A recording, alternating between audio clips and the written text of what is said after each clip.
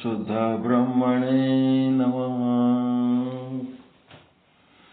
ಓಂ ಸದ್ಗುರು ಶ್ರೀ ಪಂಡಿತ ಪೀತಾಂಬರಜಿಯೇ ನಮಃ.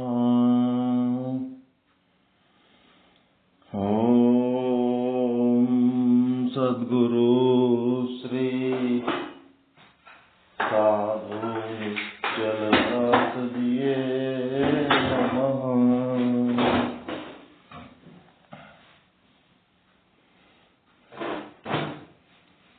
ಸಮಸ್ತ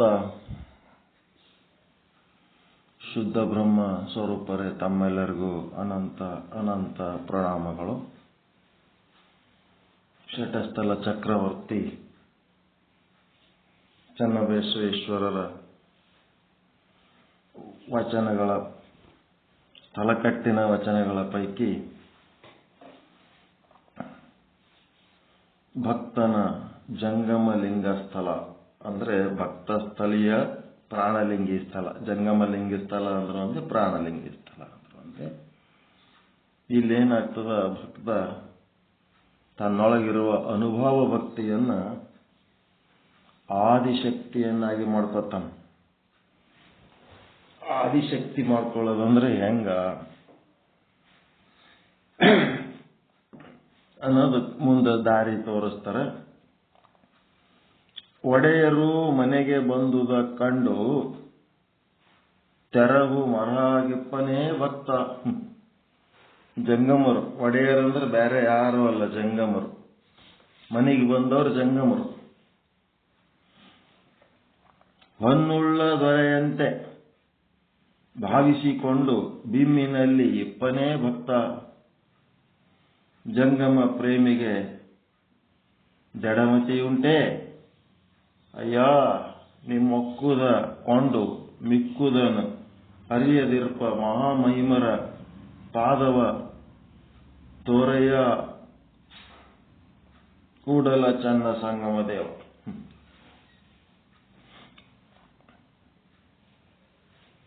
ಇಲ್ಲೇನ್ ಮಾಡ್ತಾನ,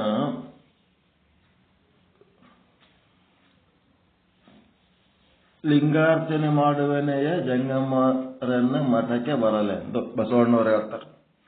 ಲಿಂಗ ಧಾರಣೆ ಮಾಡಿಕೊಂಡ ದಿವಸಲಿಂತೆ ಉದ್ಧಾರ ಆಗಬೇಕು ಅಂತ ಅವನು ಸಂಕಲ್ಪ ಮಾಡ್ಯಾನ. ಈ ಜನ್ಮದಲ್ಲಿ ಮೋಕ್ಷ ಹೊಂದಬೇಕು ಅಂತ ಸಂಕಲ್ಪ ಮಾಡಿ ಆ ಉದ್ಧಾರಕ್ಕೆ, ಆ ಸಂಕಲ್ಪಕ್ಕೆ ಸಹಾಯ ಆಗಂತವ್ರು ಇಬ್ರು. ಒಂದು ಗುರು, ಇನ್ನೊಂದು ಜಂಗಮ. ಗುರು ಎಲ್ಲಿರ್ತಾರ? ಅವ್ರ ಆಶ್ರಮದಾಗ, ಮಠದಾಗ ಇರ್ತಾರ. ನದಿ ಎಲ್ಲಿರ್ತದೆ? ನದಿ ಅದು ಎಲ್ಲಿರ್ಬೇಕು ಅಲ್ಲೇ ಇರ್ತದೆ. ನದಿ ಏನು ಚಲಿಸ್ತದೆ ಏನದು? ನಿಮ್ಮ ಮನೆಗೆ ಬರ್ತದೆ ಏನದು? ನದಿ ತನ್ನ ದಾರಿ ಹೇಳ್ಕೊಳ್ತಾ ಹೋಗ್ತಿರ್ತದೆ ಅಷ್ಟೇ. ಅದು ನಿಮ್ಮ ಮನೆಗೆ ಬರಲ್ಲ. ನದಿ ಇದ್ದಲ್ಲೇ ಇರ್ತದೆ. ನಿಮಗೆ ನದಿ ಸ್ನಾನ ಮಾಡ್ಬೇಕಾದ್ರೆ ಅಲ್ಲೇ ನದಿ ಇದ್ದಲ್ಲೇ ಹೋಗ್ಬೇಕಾಗ್ತದೆ. ಆದ್ರ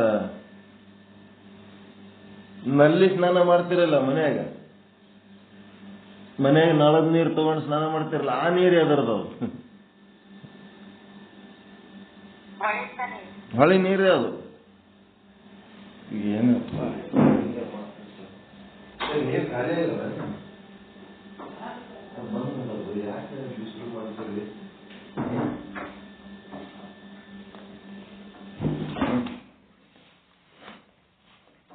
ಆ ನದಿನೇ ನಿಮ್ಮ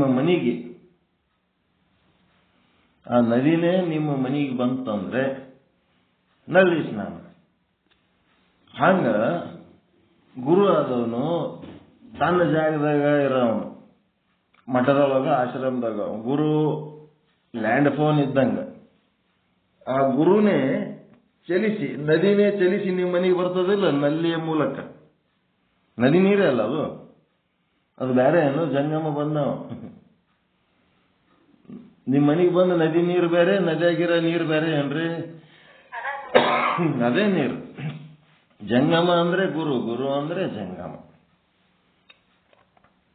ಅದಕ್ಕೆ ಮುಂದೇನಾಯ್ತು,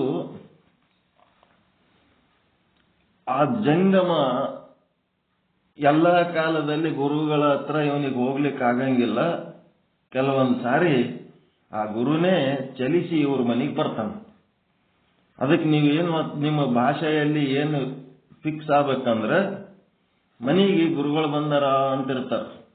ಅದು ಸರಿನಾ? ಮನೆಗೆ ಬಂದವ್ರ ಗುರುಗಳು ಅಲ್ಲವ್ರು. ಯಾರು? ಜಂಗಮರು ಬಂದಾರ ಅಂತ ಹೇಳ್ಬೇಕು. ಮನೆಗೆ ಬಂದವರು ಜಂಗಮರು. ಮನೆಗೆ ಜಂಗಮರು ಬಂದಾಗ ನಿಮ್ದೇನಿರ್ತದ ವ್ಯವಸ್ಥೆ? ಆ ಜಂಗಮನ ಎಲ್ಲ ವ್ಯವಸ್ಥೆ, ಆತನ ಬೇಕು ಬೇಡ ಉಪಚಾರಗಳ ಜವಾಬ್ದಾರಿ ಭಕ್ತನದಿರ್ತು. ನೀವು ಭಕ್ತರಾಗಿರ್ತೀರಿ, ಆತ ಜಂಗಮನಾಗಿರ್ತಾನ. ಜಂಗಮ ಭಕ್ತ ತನ್ನ ಮೂಲ ಸ್ಥಾನವನ್ನ ಬಿಟ್ಟು ಚಲಿಸಿ ಭಕ್ತರ ಉದ್ಧಾರಕ್ಕೆ ಜಂಗಮನಾಗಿ ಗುರುವೇ ನಿಮ್ಮ ಮನೆಗೆ ಬಂದಿರ್ತಾನೆ. ಬಂದಾಗ ಆತನ ಜುಮ್ಮೆದಾರಿ, ಆತನ ಉಪಚಾರದ ಜುಮ್ಮೆದಾರಿ ಭಕ್ತಂದಿರ್ತದೆ. ಅದೇ ನೀವು ಗುರುಗಳ ಬಳಿ ಹೋಗ್ಲಕತ್ತೀವಿ ಅಂತೇಳಿ ಮಠಕ್ಕೋ ಆಶ್ರಮಕ್ಕೋ ಹೋಗ್ತಿರಲ್ಲ, ಅಲ್ಲಿ ಹೋದಾಗ ನಿಮ್ಮ ವ್ಯವಸ್ಥೆ ಮಾಡೋದು ಯಾರ್ದು? ಗುರುವಿನ ಜವಾಬ್ದಾರಿ. ಏನು ಅಲ್ಲಿನ ಹೋಗಿ ನೀವೇ ಅಡಿಗೆ ಮಾಡ್ಕೊಂಡು ನೋಡ್ತಾರ ಗುರುಗಳ ಬಳಿ? ಅಲ್ಲಿ ನೀವು ಶಿಷ್ಯರಾಗಿ ಹೋಗಿರ್ತೀರಿ. ಶಿಷ್ಯರು ಬಂದಾರ ಅಂತೇಳಿ ಶಿಷ್ಯರ ವ್ಯವಸ್ಥೆ ಮಾಡೋದು ಗುರುವಿನ ಕೆಲಸ. ಅದಕ್ಕೆ ಇದು ಒಂದು ಪದ್ಧತಿ ಹಾಕಿಬಿಟ್ಟಾರ. ಮತ್ತ ತನ್ನ ಮನೆಗೆ ಕರೆಸಿಕೊಳ್ಳವನು ಮತ್ತೆ ಗುರು ಇದ್ದಲ್ಲಿ ಹೋಗವನು, ಜಂಗಮರನ್ನ ತನ್ನ ಮನೆಗೆ ಕರೆಸಿಕೊಳ್ಳವನು ಮತ್ತು ಗುರು ಇದ್ದಲ್ಲಿ ಹೋಗವನು, ಇವನು ಯಾರು ಅಂತಂದ್ರೆ ಶಿಷ್ಯ ಮತ್ತು ಭಕ್ತ ಮತ್ತು ಅಂಗ ಎಲ್ಲ ಒಂದೇ. ಶಿಷ್ಯ ಅಂದ್ರು ಒಂದೇ, ಅಂಗ ಅಂದ್ರು ಒಂದೇ, ಭಕ್ತ ಅಂದ್ರು ಒಂದೇ. ಈ ಅಂಗ ಹೋಗಿ ಏನಾಗವದ ನೀವು ಮುಂದೆ? ಲಿಂಗ ಆಗವದನ. ಲಿಂಗ ಆಗವನಿಗೆ ಮುಂದೆ ಲಿಂಗ ಆಗವನಿಗೆ ಲಿಂಗನೇ ಅನ್ಬೇಕ? ಏನನ್ಬೇಕ ಅವನಿಗೆ? ಈಗ ಸಿಂಹದ ಮರಿ ಸಿಂಹನೇ ಹೌದಾ? ಅಲ್ಲ ಅದು. ಸಿಂಹದ ಮರಿಗೆ ಸಿಂಹನೇ ಅಂತಾರ, ಆಕಳ ಕರ್ರಕ್ಕೆ ಆಕಳೇ ಅಂತಾರ. ಹಂಗ ಲಿಂಗ ಅಂದ್ರ ಅಂಗ ಅವನ ಆರಂಭಿಕ ಸ್ಥಿತಿ. ಅವಂದು ಅನೇಕ ಜನ್ಮಗಳ ಪುಣ್ಯದಿಂದ ಗುರುವಿನ ಬಳಿ ಬಂದು ಶ್ರವಣ ಮನನ ನಿಧಿಧ್ಯಾಸನ ಮಾಡಿ ಲಿಂಗವಾಗಬೇಕೆಂದು ಬಂದ ಅಂಗ. ಈ ರೀತಿ ಗುರು, ಲಿಂಗ, ಜಂಗಮ ಮೂರು ಏನದವ? ಆ ಲಿಂಗ ಆಗ್ಬೇಕು ಅಂದ್ರೆ ಲಿಂಗ ಆ ಗುರು ಮತ್ತು ಜಂಗಮರಿಗೆ ಬಿಟ್ಟದ ಏನ್ರಿ? ಗುರುಗಳ ಬಳಿ ಆದ್ರೂ ಜ್ಞಾನನೇ. ಲಿಂಗ ಅಂದ್ರೆ ಜ್ಞಾನ, ಅರಿವು. ಮತ್ತೇನದು? ಲಿಂಗ ಅಂದ್ರೆ ಏನು? ಅರಿವು. ಗುರು ಅಂದ್ರೆ ಏನು? ಅರಿವು. ಜಂಗಮ ಅಂದ್ರೆ ಏನು? ಅರಿವು. ಎಲ್ಲ ಜ್ಞಾನನೇ. ಜ್ಞಾನ ಬಿಟ್ಟು ಏನದ ಅಲ್ಲಿ? ಗುರುವಿನ ಬಳಿ ಆದ್ರೆ ಅದೇ ಸುದ್ದಿ. ಲಿಂಗ ಅಂದ್ರ ಗುರು ಇಲ್ಲದಾಗ, ಜಂಗಮ ಇಲ್ಲದಾಗ ತಂದು ತಾನು ಸ್ವಾನುಭಾವ ಸ್ವಾಧ್ಯಾಯದಲ್ಲಿ ತೊಡಗಿರೋವನು. ಗುರು ಇದ್ದಾಗ ಶ್ರವಣ ಆಗ್ತದ, ಜಂಗಮರಿಗೆ ಕರೆಸಿದ್ರೆ ಶ್ರವಣ ಆಗ್ತದ. ಗುರು ಜಂಗಮರ ಇಲ್ಲದಾಗ ತಾನೇ ಸ್ವಾನುಭಾವ ಸ್ವಾಧ್ಯಾಯ ತನ್ನ ಚಿಂತನದ ತಾನು ಇದ್ದನಂತಂದ್ರೆ ಅದು ಲಿಂಗನೇ. ಹಿಂಗಂಗೆ ಎಲ್ಲ ಅರಿವೇ, ಜ್ಞಾನ ಅರಿವೇ. ಗುರು ಅಂದ್ರು ಜ್ಞಾನ ಅಥವಾ ಭಾನ, ಲಿಂಗ ಅಂದ್ರು ಜ್ಞಾನ ಭಾನ, ಜಂಗಮ ಅಂದ್ರೆ ಜ್ಞಾನ ಭಾನ. ಅಲ್ಲಿ ನಡಿಬೇಕಾಗಿದ್ದು ಇದೇ ಕೆಲಸ. 1000 ಮಂದಿ ಬಂದಾರ ಅಂತೇಳಿ ಜಗ್ಗಿ ಅಡಿಗೆ ಮಾಡಿ ಹಾಕಿ ತಿಂದು ಉಂಡು ಆಯ್ತು ನಡಿ ಅಂತೇಳಿ ಟೇಗಿ ಬಿಟ್ಕೊಂಡು ಆದ್ರೆ ಅಲ್ಲ. ಜ್ಞಾನದ ಕೆಲಸ. ಜ್ಞಾನ ಬಹಳ ಮುಖ್ಯ. ಹಿಂಗಿದು ಗುರು, ಲಿಂಗ, ಜಂಗಮರದು ವ್ಯವಸ್ಥೆ. ಈಗೇನಾಯ್ತು? ಇಲ್ಲಿ ತನ್ನ ಅನುಭಾವ ಭಕ್ತಿಯನ್ನ ಏನ್ ಮಾಡ್ಲಕತ್ತಾನ? ಭಕ್ತರು ಒಡೆಯರು ಮನೆಗೆ ಬಂದು ಕಂಡು ತೆರವು ಮರವಾಗಿಪ್ಪನೆ. ಯಾರೇ ಒಮ್ಮಿದೊಮ್ಮಿಗೆ ಮನೆಗೆ ಬಂದ್ರ ಗಾಬರಿ ಆಗ್ತಾರ ನೋಡ್ರಿ. ಏನ್ ಮಾಡ್ಬೇಕಪ್ಪ ಮನೆಗೆ ಬಂದ್ರು ಅಂತೇಳಿ. ಹಂಗ ಗಾಬರಿ ಆಗೋದು ಈ ಒಂದು ಭಕ್ತನ ಲಕ್ಷಣ ಅಲ್ಲ. ಗಾಬರಿ ಆಗ್ಬಾರ್ದು, ಇದೊಂದು ತಿಳ್ಕೋಬೇಕು. ನಿಮ್ಮ ಮನೆಗೆ ಪಟ್ಟತ್ ನಾನು ಯಾವಾಗರೇ ಗೊತ್ತಿಲ್ಲದ ಸಮಯದಲ್ಲಿ ಎಂಥದ್ದು ಅದಕ್ಕೇನಂತಾರ? ವಿಸಿಟ್. ವಿಸಿಟ್ ಅನ್ಎಕ್ಸ್ಪೆಕ್ಟೆಡ್ ವಿಸಿಟ್, ಅನಿರೀಕ್ಷಿತವಾಗಿ. ಅದಕ್ಕೆ ಏನಂತಾರ, ಅತಿಥಿ ಅಂದ್ರೆ ಹೇಳಲಾರ್ದೆ ಕೇಳಲಾರ್ದೆ ಬರೋ, ಯಾವಾಗ ಬೇಕಾವಾಗ ಬರೋ. ಅಭ್ಯಾಗತ ಅಂತಂದ್ರ ಕರೆಸಿಕೊಂಡು ಬರೋ, ಅತಿಥಿ ಅಭ್ಯಾಗತರು ಅಂತಾರ. ಕರೆಸಿಕೊಂಡು ಬರೋರು, ಕರಿಲಾರ್ದೇನು ಬರೋರು. ನಿಮ್ಮ ಮನೆಯೊಳಗ ಕಾರ್ಯಕ್ರಮ ಆದ, ನಿಮ್ಮ ಮನೆಗೆ ಒಂದೇನ ಕಾರ್ಯಕ್ರಮ ಆದ ಅಂತ ನನಗೆ ಗೊತ್ತಾಯ್ತು. ಗೊತ್ತಾದ್ಮೇಲೆ ನೀವು ನಾವು ಒಂದೇ ಅನ್ನೋದು ಏಕೋಭಾವ ಇದ್ದತ್ನಾಗ ನನಗೇನು ಸಪರೇಟ್ ಕರಿಬೇಕೇನು? ಸುದ್ದಿ ಗೊತ್ತಾದ್ರೆ ಸಾಕು, ಬಂದ್ ಬಿಡ್ಬೇಕು. ಹೌದಾ ಇಲ್ಲ? ಏನ್ ತಪ್ಪತ್ತದು? ಅವ್ರೇನೋ ಅವಸರದಾಗ ಅವ್ರಿಗೆ ಫೋನ್ನಾಗ ಹೇಳೋದು ಬೇಡ, ಸ್ವಂತ ಪರ್ಸ್ನಲಿನೇ ಹೋಗಿ ಹೇಳಬೇಕು ಅಂತೇಳಿ ಅವ್ರೇನ್ ಮಾಡ್ಯಾರ, ಕೆಲವೊಂದು ಕಡೆ ನಮ್ಗೇನ್ ಮಾಡ್ತಾರ, ಪರ್ಸ್ನಲಿ ಹೋಗಿ ಹೇಳಮ್ ಅಂತಿರ್ತಾರ. ಅದು ಹೇಳಕ್ಕೆ ಆಗಂಗಿಲ್ಲ, ಅವ್ರಿಗೆ ಕಡೆಗೆ ಹೇಳಕ್ ಆಗಂಗಿಲ್ಲ, ಪರ್ಸ್ನಲಿ ಹೇಳಕ್ ಆಗಂಗಿಲ್ಲ, ಫೋನ್ನಾಗ ಹೇಳೋ ಮನ್ಸಿಲ್ಲ, ಬಿಟ್ಟು ಕೂತಿರ್ತಾರೆ. ಅದು ಆಗಿರಂಗಿಲ್ಲ. ಅಲ್ಲಿ ಫಂಕ್ಷನ್ ಅದ ಅಂತಂದ್ರ ನಾವು ಹಾದೇವ ಅಂತಂದ್ರ, ನಾವು ಕರೆದಿಲ್ಲ ಅಂತಂದ್ರು ನೀವು ಬಂದ್ರಿ, ನಿಮ್ಗೆ ಹಿಂಗ್ ನಾವು ಸ್ವಂತ ಬಂದು ಹೇಳ್ಬೇಕತ್ ಮಾಡಿದ್ದೆವು, ಅದು ಆಗ್ಲೇ ಇಲ್ಲ, ಫೋನ್ನಾಗ ಹೇಳಕ್ ಚಂದ ಅಲ್ಲ ಅಂತೇಳಿ ನಾವು ಸ್ವಂತ ಬಂದು ಹೇಳ್ಬೇಕತ್ ಮಾಡಿದ್ದೆವು ಅಂತೇಳಿ ಎಂತ ಪರಮಾನಂದ ಉಂಟಾಗ್ತು. ಅದಕ್ಕೆ ಜಂಗಮ್ಮ ಮನೆಗೆ ಬಂದು ನಾನು ಯಾವಾಗರೇ ಬರ್ಲಿ. ನೀವೆಲ್ಲರೂ ಹಂಗೆ ಇದ್ರಿ, ಯಾವಾಗರೇ ಬರ್ರಿ, ನಿಮ್ ಸಲ ನಮ್ಮ ಬಾಗ್ಲ ತೆರೆದಿರ್ತದೆ, ಯಾವಾಗರೇ ಬರ್ರಿ, ಎಷ್ಟು ದಿನರೇ ಇರ್ರಿ. ನಿಮ್ಮ ಮನೆಗಳು ಹಿಂಗದಾವ. ಯಾರದಾರ ಬೀಗರ ಮನೆಗೆ ಹೋದ್ರ ಯಾವಾಗರೇ ಬರ್ರಿ, ಎಷ್ಟು ದಿನರೇ ಇರ್ರಿ ಅಂತಾರೆ. ಹುಟ್ಟಿದ ಮಕ್ಕಳು ಅನ್ನಂಗಿಲ್ಲ, ಬೀಗ್ರನ ಹಂಗಿಲ್ಲ, ಎಷ್ಟು ದಿನ ಇರ್ತೈತೆ ಕೇಳ್ತಾರ, ಯಾವಾಗ ಗೊತ್ತೈತೆ ಕೇಳ್ತಾರ. ಒಂದಿನ, 2 ದಿನ, 3 ದಿನ, 3ನೇ ದಿನ ಆದ್ಮೇಲೆ 4ನೇ ದಿನ ಮತ್ತ ನಮ್ಮ ಮನೆಯಾಗ ಹೆಂಗಿರ್ತದ ಹಂಗೆ ಆಗ್ತದ ಅಲ್ಲಿ ಪರಿಸ್ಥಿತಿ. ನಿಮ್ಮಲ್ಲಿ ಹೆಂಗಾಗ್ತದೇನು ಅದು? ಭಕ್ತಿ ಸಂಬಂಧ, ಅಕಾರಣ ಸಂಬಂಧ ಏನದಲ್ಲ, ಈ ರೀತಿ ಸಂಬಂಧ ಇದ್ದಲ್ಲಿ ಯಾವಾಗರೇ ಬರ್ರಿ. ಈಗ ನೋಡ್ರಿ, ಹೊಸದಾಗಿ ಸಿಕ್ಕಂತ ಮಹಾತ್ಮರು ಶಿವರಾಜ ಗುರುಗಳು ಎಷ್ಟು ಜನನ ಬರ್ರಿ, ಯಾವಾಗನ ಬರ್ರಿ. ಎಂತ ಹೃದಯ, ಪರಿಪಕ್ವ ಹೃದಯ, ಹೌದಾ ಇಲ್ಲ ಶಿವರಾಜಪ್ಪ ಅಂದ್ರೆ? ಎಂತ ಹೃದಯ. ಅಂಥವ್ರಿಗೆ ಲೈಕ್ ಮೈಂಡೆಡ್ ಅಂತಾರೆ. ಇದಕ್ಕೆ ಎಂಥವ್ರು ಬೇಕು, ಹಂಗೇನು ಯಾವಾಗ ಬೇಕು ಅವಾಗ ಬರ್ರಿ, ಎಷ್ಟು ದಿನ ಇರ್ರಿ ಅಂತ ಹೋಗಿ ಯಾರ ಮನೆಯಾಗ ಹಂಗೆ ಸಿಕ್ಕಾಪಟ್ಟೆ ಇರ್ತೀವೇನೋ, ಬರೋದೇ ಒಂದು ಭಾಗ್ಯ ಅಂತೇಳಿ ನೀವು ಅಂದಿರ್ಬೇಕು.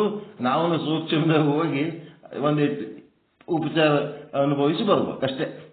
ಅದನ್ನ ಬಿಟ್ರೆ ಯಾವಾಗ ಯಾರೇ ಹಿಂಗೆ ಕರೀತಾರ ಅಂತೇಳಕ್ಕೆ ಹೋಗಿ ಎಷ್ಟು ಕಡೆ ನಾ ಬರ್ತೀನಿ ಅಂತೀನಿ, ಏನು ಬರ್ಲಿಕ್ಕಾಗ್ತದ? ಬರೋದಿಲ್ಲ, ಹೋಗೋದಿಲ್ಲ. ಅವಶ್ಯಕತೆ ಇದ್ದಾಗ ಹೋಗೋದು, ಇಲ್ಲ ಅಂದ್ರೆ ಇಲ್ಲ. ಒಳಗೆ ಹೃದಯ ಹಂಗೆ ತಯಾರಿರ್ಬೇಕು. ಅದಕ್ಕೆ ಒಡೆಯರು ಅಂದ್ರೆ ಜಂಗಮರು, ಮನೆಗೆ ಬಂದು ಬರೋರು ಒಡೆಯರು ಜಂಗಮರು. ಅವರು ಮನೆಗೆ ಬಂದ್ರ ಅಂದ್ರೆ ತೆರವು ಮರಹಾಗಿಪ್ಪನೇ ಭಕ್ತ. ನಮ್ಮ ಶುದ್ಧ ಬ್ರಹ್ಮಪೀಠದಾಗ ಮಲ್ಲಪ್ಪ ಹುಲ್ಲೂರು ಎಷ್ಟು ದಿವಸ ಕಾಯ್ಲಕತ್ತಾರ, ಗುರುಗಳು ಯಾವಾಗ ಬರ್ತಾರಂತ ಕಾಯ್ಕೊಂಡು ಕೂತೀನಿ. ಯಾವಾಗ ಬರ್ತಾರೋ ಯಾರಿಗೆ ಗೊತ್ತು. ಅವಾಗ ಬರ್ತಾರೆ, ಭತ್ತ ಕಾಯ್ಕೊಂಡು ಯಾವಾಗ ಬರ್ತಾರ ಕಾಯ್ಕೊಂಡು ಕೂತಾನೆ, ಹಿಂಗಲ್ಲ. ಅದಕ್ಕೆ ಹೊನ್ನುಳ್ಳ ದೊರೆಯಂತೆ ಭಾವಿಸಿಕೊಂಡು ಬಿಮ್ಮಿನಲ್ಲಿ ಇಪ್ಪನೇ ಭಕ್ತ. ಯಾವಾಗರೇ ಬರ್ಲಿ ಗುರುಗಳಂತೇಳಿ ತೆರೆದ ಹೃದಯದಿಂದ ಕಾಯ್ಕೊಂಡು ಕುಂತಂತವನಿಗೆ ಪ್ರಾಣಲಿಂಗಿ ಸ್ಥಳ. ತನ್ನ ಪ್ರಾಣ ಬಂದ್ರೆ ಎಷ್ಟು ಖುಷಿ ಆಗ್ತದ, ಅಷ್ಟು ಖುಷಿ ಆಗ್ತದ ಜಂಗಮರ ಮನೆಗೆ ಬಂದ್ರೆ. ಅಂತ ಒಂದು ಪ್ರಾಣ ಮಾಡ್ಕೊಂಡಿರ್ತಾರೆ. ಲಿಂಗವನ್ನೇ ಪ್ರಾಣ ಅಂತಂದ್ರ ಜಂಗಮನ್ನೇ ತನ್ನ ಪ್ರಾಣ ಅಂತ ಮಾಡ್ಕೊಂಡಾರ. ಗುರು ಅಂದ್ರೂ ಪ್ರಾಣನೇ, ಲಿಂಗ ಅಂದ್ರು ಪ್ರಾಣನೇ, ಜಂಗಮ ಅಂದ್ರು ಪ್ರಾಣನೇ. ಪ್ರಾಣ ಅಂದ್ರೆ ಅತಿ ಪ್ರೀತಿಯ ವಸ್ತು. ಇವನು ಅವಳು ಅಂದ್ರೆ ಅವನಿಗೆ ಪಂಚ ಪ್ರಾಣ ಅಂತ ನೋಡ್ರಿ, ಅದೇ ಅತಿ ಪ್ರೀತಿಯ ವಸ್ತು. ನಿಮ್ದೇನಾರ ಲವ್ವರ್ಗಳಿಗೆ ಒಬ್ರಿಗೊಬ್ರು ನೋಡ್ಲಿಲ್ಲ ಅಂತಂದ್ರೆ ಎಷ್ಟು ತ್ರಾಸ ಆಗ್ತದ. ಈ ಪ್ರಾಣಲಿಂಗಿ ಸ್ಥಳ ಅಂದ್ರೆ ಡಿವೈನ್ ಲವರ್ಸ್ ಅಷ್ಟೇ, ಮತ್ತಿನೇನಿಲ್ಲ. ಪ್ರಾಣಲಿಂಗಿ ಅಂದ್ರೆ ಪ್ರೀತಿಯ ಈ ಒಂದು ಆಧ್ಯಾತ್ಮಿಕ ಸಂಬಂಧಿಗಳು ಅಂತ ಒಬ್ರಿಗೊಬ್ರು. ಯಾರು? ಗುರು, ಲಿಂಗ, ಜಂಗಮರು ಮತ್ತು ಗುರುವಿನ ಭಕ್ತರು ಎಲ್ಲರೂ ಒಬ್ರಿಗೊಬ್ರು. ಆ ಗುರುವಿನ ಶಿಷ್ಯರು, ಆ ಜಂಗಮನ ಭಕ್ತರು ಎಲ್ಲರೂ ಏನದ ಅಂದ್ರೆ ಪ್ರಾಣಲಿಂಗಿಗಳು. ಅಂದ್ರೆ ಒಬ್ರಿಗೊಬ್ರು ಪ್ರೀತಿ ಮನುಷ್ಯರು. ಒಬ್ರಿಗೊಬ್ರು ಪ್ರೀತಿ ಮಾಡ್ತಿರಿಲ್ಲ, ಒಬ್ರಿಗೊಬ್ರು ಮಾತಾಡಿಸ್ತೀರಾ ಇಲ್ಲ? ನೀವೇನು ಬಂದ ಬಳಗ ಏನು ಹೆಣ್ಣು ಕೊಟ್ಟವ್ರ ಗಂಡು ಕೊಟ್ಟವ್ರ ಏನಿಲ್ಲ. ಆದ್ರೆ ನಿಮ್ ಬೀಗರ್ಕಿಂತ ಬಹಳ ಪ್ರೀತಿ ಅದ ನಿಮ್ಮ ಮಧ್ಯೆ, ಎಲ್ಲರ ಮಧ್ಯೆ. ಹಂಗ ಇದೇನದ, ಹೊನ್ನುಳ್ಳ ದೊರೆಯಂತೆ ಭಾವಿಸಿಕೊಂಡು ಭೀಮಿನಲ್ಲಿ ಇಪ್ಪನೇ ಭಕ್ತ. ಭಾರಿ ದೊಡ್ಡ ಸಾಹುಕಾರ, ದೊಡ್ಡ ಅಧಿಕಾರ, ಭಾರಿ ಸಂಪತ್ತದ ರಾಜನಗತ್ಲೆ ದೊಡ್ಡ ದಿಮಾಕ್ ಮಾಡಿ ಆ ಭಕ್ತರು ಬಂದ್ರ ಒಂಥರ ಅಹಂಕಾರದಿಂದ ಇರ್ತಾನೇನು ಭಕ್ತ. ಹಂಗಿರ್ತೀರೇನೆ ಎಲ್ಲರ? ಜಂಗಮರು ಮನೆಗೆ ಬಂದ ಹೊತ್ನಾಗ ಬಂದಿದ್ದಾರೆ ಹೇಳೋ, ಅವ್ರಿಗೇನ್ ಬೇಕು ಅಡಿಗೆ ಮಾಡಿ ಹಾಕೋ, ಒಂದಿಟ್ಟು ಏನಾರ ಕಾಣಿಕೆ ಕೊಟ್ಟ ಕಳಸ ಕಡಿ ಅಂತೇಳಿ ಅನ್ನಂತವ್ರು ಏನಾರ ಇರ್ತಾರೆ, ಆ ರೀತಿ ಇರ್ತಾರೆ ಭಕ್ತರು. ಅದು ಭಕ್ತರ ಲಕ್ಷಣ ಅಲ್ಲ, ಅದು ಭವಿ ಲಕ್ಷಣ. ದುರಹಂಕಾರ ಇತ್ತು ಅಂತಂದ್ರೆ ಭವಿ ಲಕ್ಷಣ, ಭಕ್ತನ ಲಕ್ಷಣ ಅಲ್ಲದು. ಹಂಗಿರಬಾರದಂತ ಹೇಳ್ತಾರೆ ಇಲ್ಲಿ. ಹೊನ್ನುಳ್ಳ ದೊರೆಯಂತೆ ಭಾವಿಸಿಕೊಂಡು ಭೀಮಿನಲ್ಲಿ ಇಪ್ಪನೇ ಭಕ್ತ. ಜಡ ಜಂಗಮ ಪ್ರೇಮಿಗೆ ಜಡಮತಿಯುಂಟೆ ಅಯ್ಯ. ಇಂಥದು ಬುದ್ಧಿಗೇಡಿತನ ವಜ್ಜಿತ ಮಾಡ್ಕೊಂಡು ಗುರುಗಳು ಜಂಗಮರು ಯಾರ ಬಂದತ್ನಾಗ ಮತ್ತೆ ತಾನು ಸ್ವಾನುಭಾವ ಚಿಂತನೆ ಮಾಡಬೇಕು ಅನ್ನೋ ಸಮಯದಲ್ಲಿ ಜಡಮತಿ ಅಂದ್ರೆ ಅದನ್ನೇನೋ ಅಜ್ಜಿ ಮಾಡ್ಕೊಂಡು ಮಾಡ್ತಿರ್ತಾನೇನು, ಕಷ್ಟಪಟ್ಟು ಮಾಡ್ತಿರ್ತಾನೇನು? ನಿಮ್ ಇಷ್ಟಲಿಂಗ ಪೂಜೆ, ಶಾಸ್ತ್ರದ ಅಧ್ಯಯನ, ಅದರದ ಸ್ವಾನುಭಾವ ಚಿಂತನ, ಮತ್ತೆ ಗುರುಗಳ ಬಳಿ ಹೋಗುವಾಗ, ಮತ್ತೆ ಎಲ್ಲಿ ಜಂಗಮರು ತಮ್ಮ ಮನೆಗೆ ಬಂದತ್ನಾಗ ಏನ್ ಮಾಡ್ಬೇಕಪ್ಪ ಅಂತೇಳಿ ಕಷ್ಟಪಟ್ಟು ಮಾಡ್ತೀರಾ, ಇಷ್ಟಪಟ್ಟು ಮಾಡ್ತಾರೆ? ಜಂಗಮ ಪ್ರೇಮಿಗೆ ಜಡಮತಿ ಉಂಟೆ ಅಯ್ಯ. ಏನ್ ಪ್ರಶ್ನೆ ನೋಡ್ರಿ ಅವೆಲ್ಲ. ಜಡ ಅಂದ್ರೆ ವಾಜ್ಯ ಮಾಡ್ಕೊಂಡು ಮಾಡ್ತೀರ, ಇಂಟ್ರೆಸ್ಟ್ ಲಿಂತ ಮಾಡ್ತೀರಪ್ಪ ಇವೆಲ್ಲ? ಸ್ವಂತ ಇಂಟ್ರೆಸ್ಟ್ ಲಿಂತ ಮಾಡ್ತೀರ ಏನು ವಜ್ಜಿ ಮಾಡ್ಕೊಂಡು ಮಾಡ್ತೀರ? ಅಯ್ಯೋ ಹೆಂಗ್ ಮಾಡ್ಬೇಕತ್ ಮಾಡ್ತೀರ? ಗಪ್ ಕೂತ್ರೆ ನಾವು ಹೆಂಗ್ ಮಾಡ್ತಾರೆ? ಜಡಮತಿ ಅದೋ ಏನೋ ಉತ್ಸಾಹ ಅದೋ ಇವೆಲ್ಲ ಮಾಡೋದಕ್ಕ? ಉತ್ಸಾಹದಿಂದ ಮಾಡ್ತೀರಿ. ಜಂಗಮರು ಬಂದ್ರಲ್ಲಪ್ಪ ಏನ್ ಮಾಡ್ಬೇಕು ಅಂತ, ಏನ್ ಮಾಡಮು ಏನ್ ಮೇಡಮ್ ಬಾ ಅಂದ್ರಲ್ಲ, ನಾವು ಇಂಥ ಕೆಲಸದಾಗ ಬಿಜಿ ಇದ್ದಾಗ ಬಂದ್ಬಿಟ್ರು ಏನ್ ಮಾಡ್ಬೇಕು ಅಂತವಾ ಅಂದ್ರು. ಗುರುಗಳ ಬಳಿ ಹೋಗ್ಬೇಕು, ಹೆಂಗ್ ಹೋಗ್ಬೇಕು, ಯಾವಾಗ ಹೋಗ್ಬೇಕು, ಲಿಂಗ ಪೂಜೆ ಮಾಡ್ಕೋಬೇಕು, ಯಾವಾಗ ಓದ್ಬೇಕು, ಹೆಂಗ್ ಮಾಡ್ಬೇಕು, ಬುಕ್ ಓದ್ಬೇಕು, ಹೆಂಗ್ ಮಾಡ್ಬೇಕು, ಇವೆಲ್ಲ ಏನಂದ್ರೆ ಜಡಮತಿ. ಈ ಜಡಮತಿ ಇರಬಾರ್ದು. ಇದು ಪ್ರಾಣಲಿಂಗಿಯ ಲಕ್ಷಣ ಅಲ್ಲ.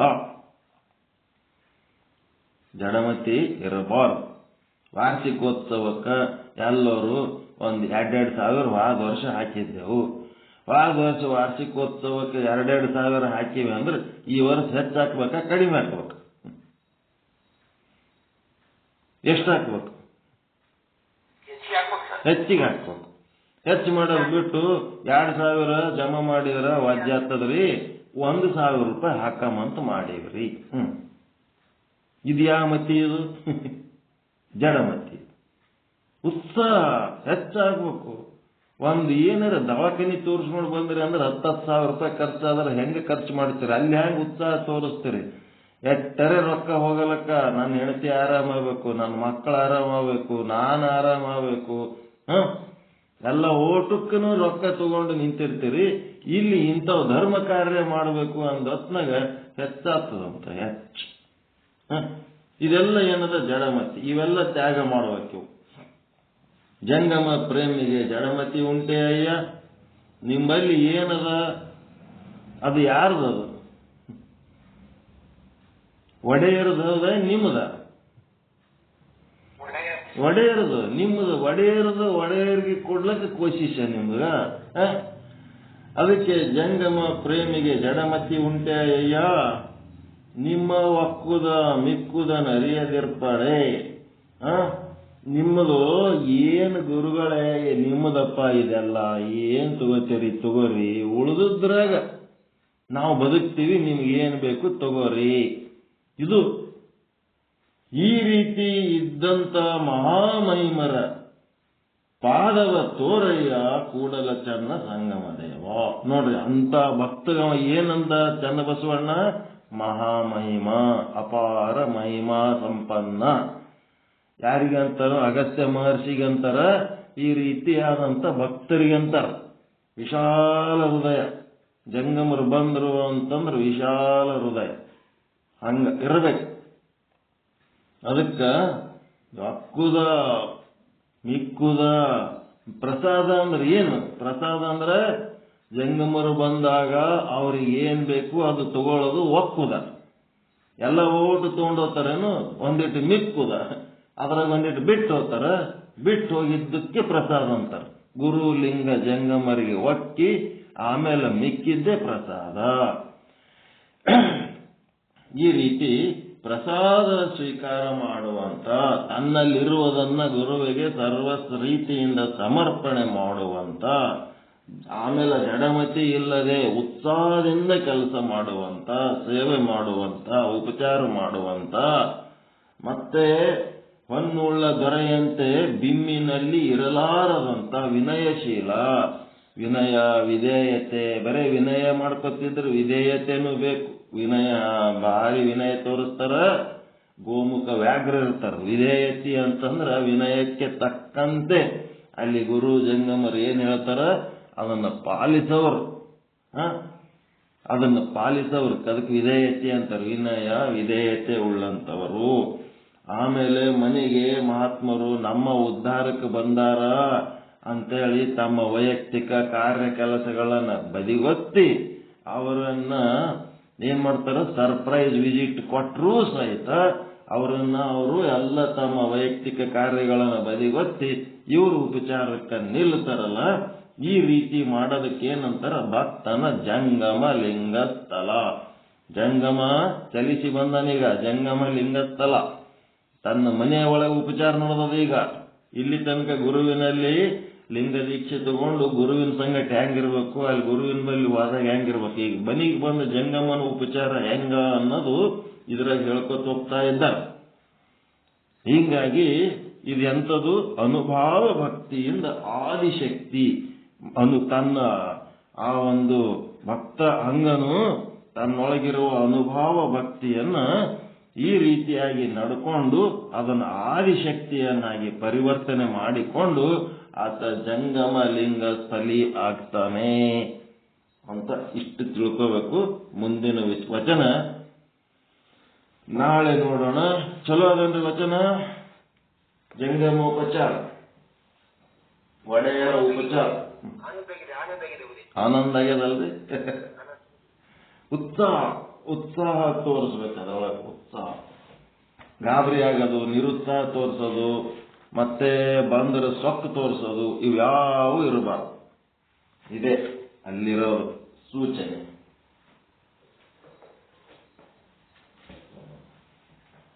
ದಯವಿಟ್ಟು ನಮ್ಮ ಇದು ಕಡೆ ಬಂದಿದ್ದೇ ನಿಮ್ಗೆ ಉತ್ಪೂರ್ವ ಧನ್ಯವಾದಗಳು. ನಾವು ಕಾಯ್ತಾ ಇರ್ತೀವಿ. ಶುದ್ಧ ಬ್ರಹ್ಮನಲ್ಲಿ ಒಂದು ಪ್ರಾರ್ಥನೆ ಇರಲಿ. ಬರ್ಲಕ್ಕ ನಾವ್ಯಾರು, ಕರಿಲಕ್ಕ ನೀವ್ಯಾರು? ಅವನ ತಾನೇ ಬರ್ತಾನ, ಕೂಡಿಸಿ ಕೊಟ್ಟಾಗ ತಾನೇ ಬರ್ತಾನೆ. ಈಶ್ವರ ಕೃಪೆ ಆಗ್ಬೇಕಷ್ಟೆ.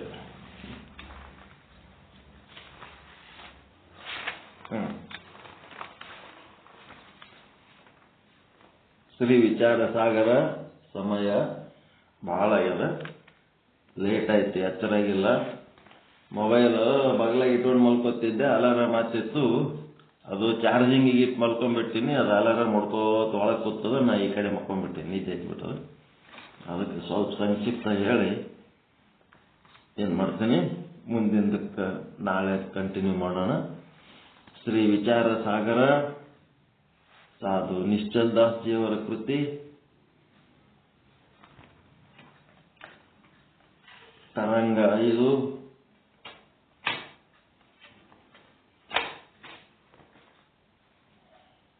ಮಧ್ಯಮ ಅಧಿಕಾರಿ ಅದೃಷ್ಟಿ ಮಹಾರಾಜರಿಗೆ ಉಪದೇಶ.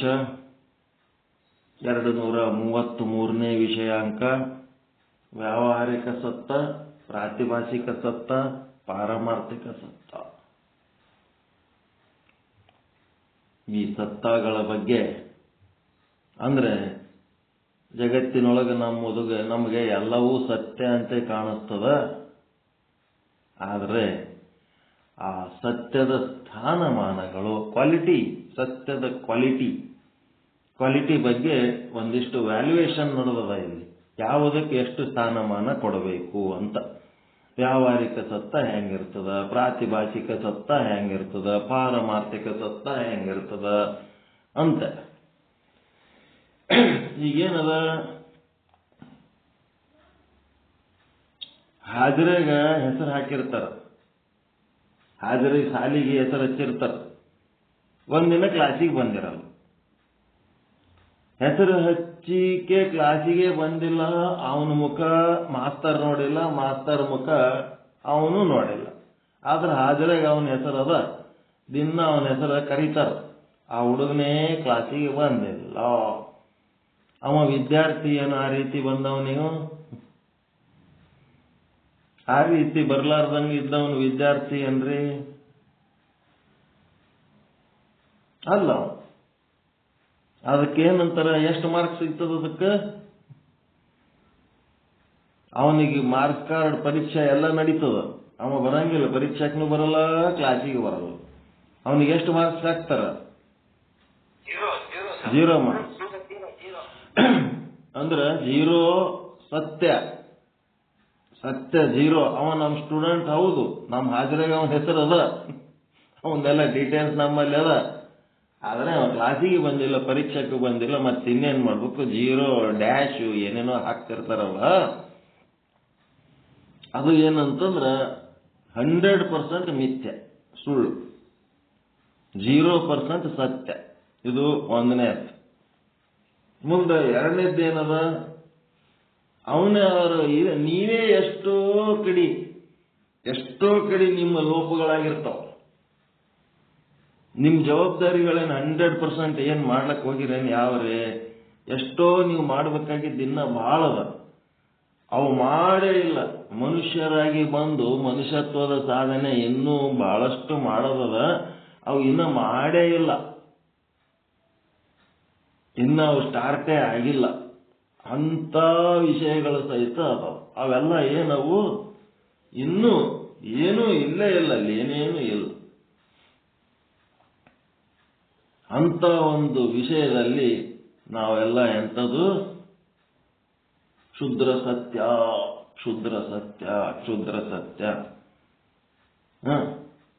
ರಾಜಕಾರಣದ ಬಗ್ಗೆ ತಲೆ ಕೆಡಿಸ್ಕೊಂಡಿರ ನೀವು?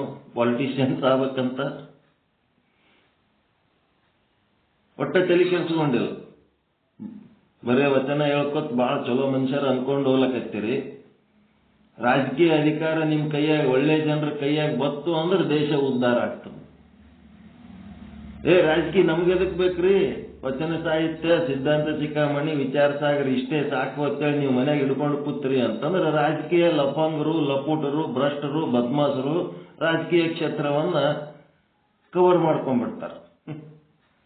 ಎಲ್ಲ ಕ್ಷೇತ್ರದೊಳಗ ಸಜ್ಜನರು ಇದ್ದು ಎಲ್ಲ ಸರ್ವಾಂಗ ಪರಿಪೂರ್ಣವಾಗಿ ಜಗತ್ತನ್ನ ಉಳಿಸಬೇಕು, ಬೆಳೆಸಬೇಕು, ರಕ್ಷಿಸಬೇಕು ಅನ್ನೋಂಥದಕ್ಕೆ ಶುದ್ಧ ಬ್ರಹ್ಮ ಅಂತಾರೆ.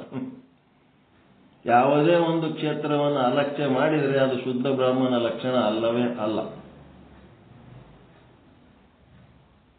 ಈಗ ರಾಜಕೀಯದಾಗ ಏನು ಇಲ್ಲಲ್ಲ, ನೀವು ಇದಕ್ಕೆಂತ ಸತ್ಯ? ಇದಕ್ಕೆ ಎಷ್ಟು ಮಾರ್ಕ್ಸ್ ಕೊಡ್ಬೇಕು ನಿಮಗೆ? ರಾಜಕೀಯದಾಗ 0 ಅದೇ. ನಮ್ಮ ವೈಯಕ್ತಿಕ ಪರ್ಸನಾಲಿಟಿನೇ. ಬಿಸ್ನೆಸ್ ಮಾಡಕ ಬುದ್ಧಿ ತಿಳಿಯಂಗಿಲ್ಲ. ಒಂದು ಹೂವ ಮಾರ ಹುಡುಗರಿಗೆ ಎಷ್ಟು ಬೇಕಷ್ಟು, ಏನ್ ಸೈಕಲ್ ಮಾರಿ ಗಾಡಿ ತೋತಾರ, ಗಾಡಿ ಮಾರಿ ಸೈಕಲ್ ತೋತಾರ, ಕಾರ್ ತೋತಾರ, ಏನೆಲ್ಲ ಮಾಡ್ತಿರ್ತಾರ. ನಮಗ್ ಒಂದು ಮಾರೋದು ಗೊತ್ತಾಗಲ್ಲ, ಒಂದು ಚಂದ ಖರೀದಿ ಮಾಡೋದು ಗೊತ್ತಿಲ್ಲ, ವ್ಯವಹಾರನೂ ಬರಂಗಿಲ್ಲ ನಮಗೆ. ವೈಶ್ಯರು ಅಲ್ಲ, ಯಾರು ಬಂದು ಜಗಳ ಆಡ್ಲಕ್ಕತ್ತಾರ ಅವ್ರ ಸಂಗಡ ಗುದ್ದಾಡ್ಲಕ್ಕೂ ಬರಲ್ಲ. ಕ್ಷತ್ರಿಯರು ಅಲ್ಲ, ಏನಾರ ಒಂದು ಮನೆಯಾಗಿನ್ನು ಹೆವಿ ಕೆಲಸಗಳಿದ್ದು ಅಂದ್ರೆ ಅವು ಮಾಡ್ಲಕ್ ಬರಲ್ಲ. ಈ ಕಡೆ ಶೂದ್ರರು ಅಲ್ಲ, ಬರೇ ವಚನ ಓದ್ಕೊತ್ ಕೂತು ಬ್ರಾಹ್ಮಣರು, ವೇದವನ್ನು ಓದಿ ಬ್ರಾಹ್ಮಣನಾದ. ಇನ್ನು ಶೂದ್ರ, ಕ್ಷತ್ರಿಯ, ವೈಶ್ಯರಾಗ ನಮ್ದು ಮಾರ್ಕ್ಸ್ 0 ಅವ ಇಲ್ಲ. ಏನ್ರ ಕೆಲಸ ಮಾಡಿದ್ರೆ ಅದನ್ನೂ ಆಗಂಗಿಲ್ಲ. ಬರೇ ಬ್ರಾಹ್ಮಣದಾಗ ಮಾರ್ಕ್ಸ್ ತಗೊಂಡಿರಿ. ಉಳಿದ ಕೆಲಸಗಳು ಯಾರು ಮಾಡಬೇಕು? ಹಾಗೆ ಏನಂದ್ರೆ ನಮ್ಮ ವ್ಯಕ್ತಿತ್ವನೇ ಕೆಲವೊಂದು ವಿಷಯಗಳಲ್ಲಿ ಗೊತ್ತಿದ್ರು ಸಹಿತ ಆ ಕಡೆ ಹೋಗಕ್ಕೆ ತಯಾರಿಲ್ಲ. ನಾವು ಸುಮ್ ಕೂತಿದ್ದಕ್ಕ, ಜ್ಞಾನಿಗಳು ಪ್ರಜ್ಞಾವಂತರು ಮೌನವಾಗಿದ್ದಕ್ಕ, ಅಲಕ್ಷ್ಯ ಮಾಡಿದ್ದಕ್ಕ ಏನಾಗ್ಯದ? ಅಜ್ಞಾನಿಗಳು ಮೂರ್ಖರು ನಾವು ಯಾವುದನ್ನ ಅಲಕ್ಷ್ಯ ಮಾಡಿವಿ ಆ ಕ್ಷೇತ್ರಗಳನ್ನು ಅವರು ಆಯ್ಕೆ ಮಾಡಿಕೊಂಡು ಮನಸ್ಸಿಗೆ ಬಂದಂಗೆ ಮಜಾ ಮಾಡ್ತಿರ್ತಾರೆ, ಮನಸ್ಸಿಗೆ ಬಂದಂಗೆ ಮಾತಾಡ್ತಿರ್ತಾರೆ.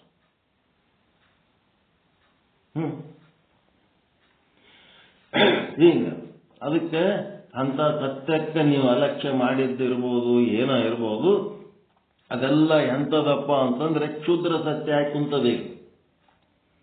ಕ್ಷುದ್ರ ಸತ್ಯ ಇರುವಿಕೆನೂ ಇಲ್ಲ, ತೋರುವಿಕೆನೂ ಇಲ್ಲ. ಅದರ 0 ಮಾರ್ಕ್ಸ್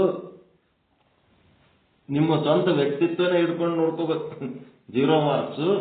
ಎಷ್ಟೋ ವಿಚಾರಗಳಲ್ಲಿ 0 ಮಾರ್ಕ್ಸ್ ಅದಾವಿಲ್ಲ. ನಿಮ್ಮ ಇಡೀ ವಿಶ್ವವನ್ನ ನೀವು ತೆಕ್ಕಿಗೆ ಹಾಕೊಳ್ಳೋಂಥ ಕೆಪಾಸಿಟಿ ಬರ್ಬೇಕಾದ್ರೆ ಎಲ್ಲಾ ಕ್ಷೇತ್ರಗಳಿಗೆ ನಿಮ್ಮದು ಆಸಕ್ತಿ ತೋರಿಸ್ಬೇಕು. ಎಲ್ಲ ಕ್ಷೇತ್ರದ ಬಗ್ಗೆ ಜ್ಞಾನ ತಗೋಬೇಕು. ಎಲ್ಲದರಾಗೂ ಇಚ್ಛಾಶಕ್ತಿ, ಜ್ಞಾನಶಕ್ತಿ, ಕ್ರಿಯಾಶಕ್ತಿ. ಯಾವ ಕ್ಷೇತ್ರಕ್ಕೂ ನಾವು ಸಂಬಂಧ ಇಲ್ಲ ಅನ್ನಂಗೆ ಇಲ್ಲವೇ ಇಲ್ಲ. ಅದು ಶುದ್ಧ ಬ್ರಹ್ಮ. ಬರೀ ಅಧ್ಯಾತ್ಮ ಹೇಳಿ ಓದ್ಕೊತ್ ಕೂತ್ರಿ ಅಂತಂದ್ರೆ ಉಪಯೋಗ ಇಲ್ಲ. ಎಲ್ಲ ಕ್ಷೇತ್ರದಾಗ ಹೋಗ್ಬೇಕು.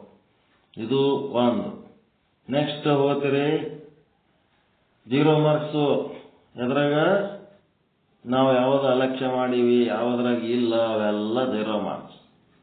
ನೆಕ್ಸ್ಟ್ ಏನಪ್ಪ ಅಂತಂದ್ರೆ ಪ್ರಾತಿಭಾಷಿಕ ಸತ್ಯ. ಅದ್ರ ಬಗ್ಗೆ ಏನು ಇಲ್ಲ ಅಂದ್ರ ಬಗ್ಗೆ ಏನ್ ಮಾಡ್ಬೇಕು? ಅವಕ್ಕೇನು ಪರೀಕ್ಷೆ ಇಲ್ಲ, ಕ್ವಶನ್ ಪೇಪರ್ ಇಲ್ಲ, ಆನ್ಸರ್ ಪೇಪರ್ ಇಲ್ಲ, ಅದ್ರ ಬಗ್ಗೆ ಏನು ಚರ್ಚೆನೆ ಮಾಡೋದಿರಲ್ಲ, ಡೈರೆಕ್ಟ್ 0 ಅದು. ನೆಕ್ಸ್ಟ್ ಏನದ? ಪ್ರಾತಿಭಾಷಿಕ ಸತ್ಯ ಅಂತಂದ್ರೆ ನೀವೇ ಕನಸಿನಾಗ ಅವೆಲ್ಲ ಕಾಣ್ತಿರ್ತೀರಿ. ಕನಸಿನಾಗ ಪ್ರೈಮ್ ಮಿನಿಸ್ಟರ್ ಆಗಿದ್ರಿ ಅಂತಂದ್ರೆ ಅಧಿಕಾರ ಮಾಡ್ತೀರಾ? ಇಲ್ಲ. ಕನಸಿನಾಗ ರಾಷ್ಟ್ರಪತಿ, ಗವರ್ನರು, ಮುಖ್ಯಮಂತ್ರಿ ಏನೋ ಆಗಿರಿ, ಅಥವಾ ಜಗ್ಗಿ ರೊಕ್ಕ ಗಳಿಸಿರಿ, ದೊಡ್ಡ ಸಾಹುಕಾರ ಆಗಿರಿ, ಅಧಿಕಾರಿಗಳಾಗಿರಿ, ಮತ್ತಿನ್ನೇನೇನೋ ಆಗ್ತಾ ಇದ್ದೀರಿ. ಕನಸಿನಾಗ ಎಚ್ಚರ ಇದ್ದಾಗ ಜಾಗೃತಾವಸ್ಥೆಯಲ್ಲಿ ಆಗ್ಲಾರ್ದೆಲ್ಲ ಕನಸಿನಾಗ ಅನುಭವಿಸ್ಲಕತ್ತೀರಿ. ಅಲ್ಲಿ ಅನುಭವ ಆಗಿದ್ದು ಕನಸಿನಾಗ ಇದ್ದದ್ದು ಅದು ಕನಸಿನಾಗ ಇರತನಾರೆ ಸತ್ಯ ಆದ ಇಲ್ಲ. ಅದು ಕನಸಿನಾಗಿ ಮಲ್ಕೊಂಡವನಿಗೆ ಕನಸೇ ಸತ್ಯ ಹೌದಲ್ರಿ? ಎತ್ತರದವನಿಗೆ ಕನಸು ಮಿಥ್ಯ, ನಿದ್ದೆ ಎತ್ತಿದವನಿಗೆ ಕನಸೇ ಸತ್ಯ. ಹಾಗೆ ಕನಸಿನೊಳಗೂ ಸುಖ ದುಃಖ ಅನುಭವಿಸ್ತೀರಾ ಇಲ್ಲ? ಮತ್ತೆ ಈ ಕನಸಿನಾಗ ಸುಖ ದುಃಖ ಅನುಭವಿಸ್ಲಕತ್ತೀರಿ ಅಂತಂದ್ರೆ ಅದು ಮಾರ್ಕ್ಸ್ ತಗೋತದ ಬೇಡ? ಅದಕ್ಕೊಂದಿಟ್ಟು ಮಾರ್ಕ್ಸ್ ಹಾಕಬೇಕಾ ಬೇಡ? ಕನಸಿನಾಗ ಅನುಭವಿಸಿದ ಸುಖಕ್ಕ ಹಾಕ್ಬೇಕು. ನಿಮ್ಮ ಒಳಗಿನ ಆನಂದನೇ ಏನಾಗ್ಯದ? ಕನಸಿನ ಸುಖ ಆಗಿ ಬಂದದ. ಕನಸಿನ ಅದೇನದ? ಆನಂದದ ಪ್ರಜ್ಞೆ ಇಲ್ಲದಕ್ಕೆ ಕನಸಿನೊಳಗೆ ದುಃಖ ಆಗ್ಯದ. ಏನಾಗ್ಯದ? ಆಗ್ಯದ. ಹಿಂಗಾಗಿ ಆ ಅನುಭವಕ್ಕೆ ಮಾರ್ಕ್ಸ್ ಹಾಕ್ಬೇಕಂದ್ರೆ ಎಷ್ಟು ಮಾರ್ಕ್ಸ್ ಹಾಕ್ಬೇಕಂದ್ರೆ 25 ಮಾರ್ಕ್ಸ್ ಹಾಕ್ಬೇಕಾಗತ್ತೆ. ಕನಸಿಗೆ 25% ಸತ್ಯ, 75% ಮಿಥ್ಯ. ಕನಸಿನ ಸುಖ ದುಃಖಗಳಿಗೆ 25% ಸತ್ಯ. ಕನಸಿಂದೆ ಸ್ವಪ್ನದ ಶಕುನ ಅಂತ ಕೇಳ್ಕೊತ ಅಡ್ಡಾಡ್ತಾರೆ, ನೋಡಿರಲ್ಲ? ಇಂಥದ್ದು ಕನಸು ಬಿತ್ತು, ನಂದು ಏನಾಗ್ತದ ಭವಿಷ್ಯ ಅಂತ ಹೇಳಿ. ಅದಕ್ಕೂ ಬೆಲೆ ಕೊಟ್ಟಿವೇ ಇಲ್ಲ ನಾವು ಕನಸಿಗೆ. 25% ಸತ್ಯ ಕನಸಿನೊಳಗೆ ಅನುಭವಿಸೋದು. ಸ್ವಪ್ನದ ಶಕುನ ಅಂತ ಗೊತ್ತದ ಇಲ್ಲ? ಕೇಳಿರೇ ಇಲ್ಲ? ಕನಸು ಬಿದ್ದಾದ್ರಿ ಏನ್ ಮಾಡ್ಬೇಕು ಅಂತ ಶಕುನ ಕೇಳಕ್ ಹೋಗ್ತಾರ. ಇತಿಹಾಸದೊಳಗ ಅಕ್ಬರ್ ಮಹಾರಾಜಗ ಕನಸು ಬಿತ್ತು. ಇತಿಹಾಸದೊಳಗ ಇಂಥದೊಂದು ಉದಾಹರಣೆ. ಅಕ್ಬರ್ ಮಹಾರಾಜಗ ಕನಸು ಬಿದ್ದಾಗ ಅಕ್ಬರ್ ಮಹಾರಾಜ ಏನ್ ಮಾಡ್ದ? ಕನಸಿಗೆ ಇಂಥದ್ದು ಬಿತ್ತು. ಏನ್ ಕನಸು ಬಿತ್ತು ಅಂತಂದ್ರ ಬಾಯಿ ಒಳಗೇನು ಎಲ್ಲ 31 ಹಲ್ಲು ಬಿದ್ದು ಬಿಟ್ಟಿದ್ದು. ಅವನಿಗೆ ಒಂದೇ ಹಲ್ಲು ಉಳಿದಿತ್ತು. ಎಲ್ಲ ಹಲ್ಲು ಬಿದ್ದು ಒಂದೇ ಹಲ್ಲು ಉಳಿದಿತ್ತು. ಹಿಂಗಾಗಿ ಕನಸಿನಾಗ ಹಿಂಗ್ ಬಿತ್ತು ನೋಡು ನನ್ನ ಕನಸು ಅಂತೇಳಿ ಎಲ್ಲ ಪಂಡಿತರು ಕರೆಸಿ ಪ್ರಶ್ನೆ ಮಾಡಿಯೇ ಮಾಡ್ದ. ಮುಂಜಾನೆ ಹಿಡಿದು ಸಂಜೆ ತನಕ.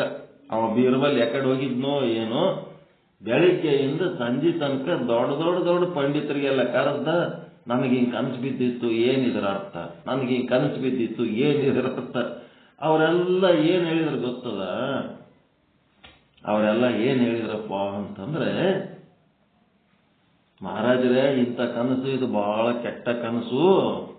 ನಿಮ್ಮ ಹೆಂಡತಿ ಮಕ್ಕಳು, ನಿಮ್ಮ ಬಂಧು ಬಳಗ, ನಿಮ್ಮ ಮಿತ್ರರು ಏನು ಸಂಬಂಧಗಳದವಲ್ಲ ಆ ಎಲ್ಲ ಸಂಬಂಧಿಕರು ನಿಮ್ಮ ಕಣ್ಣೆದರೆ ಸತ್ತೋತರ, ನೀವು ಒಬ್ಬರೇ ಉಳಿತೀರಿ ಅಂತಿದ್ರೆ ಅರ್ಥ ಬರ್ಲಕತ್ತದ ಮಹಾರಾಜರೇ ಅಂತ ಅಂದ್ರು.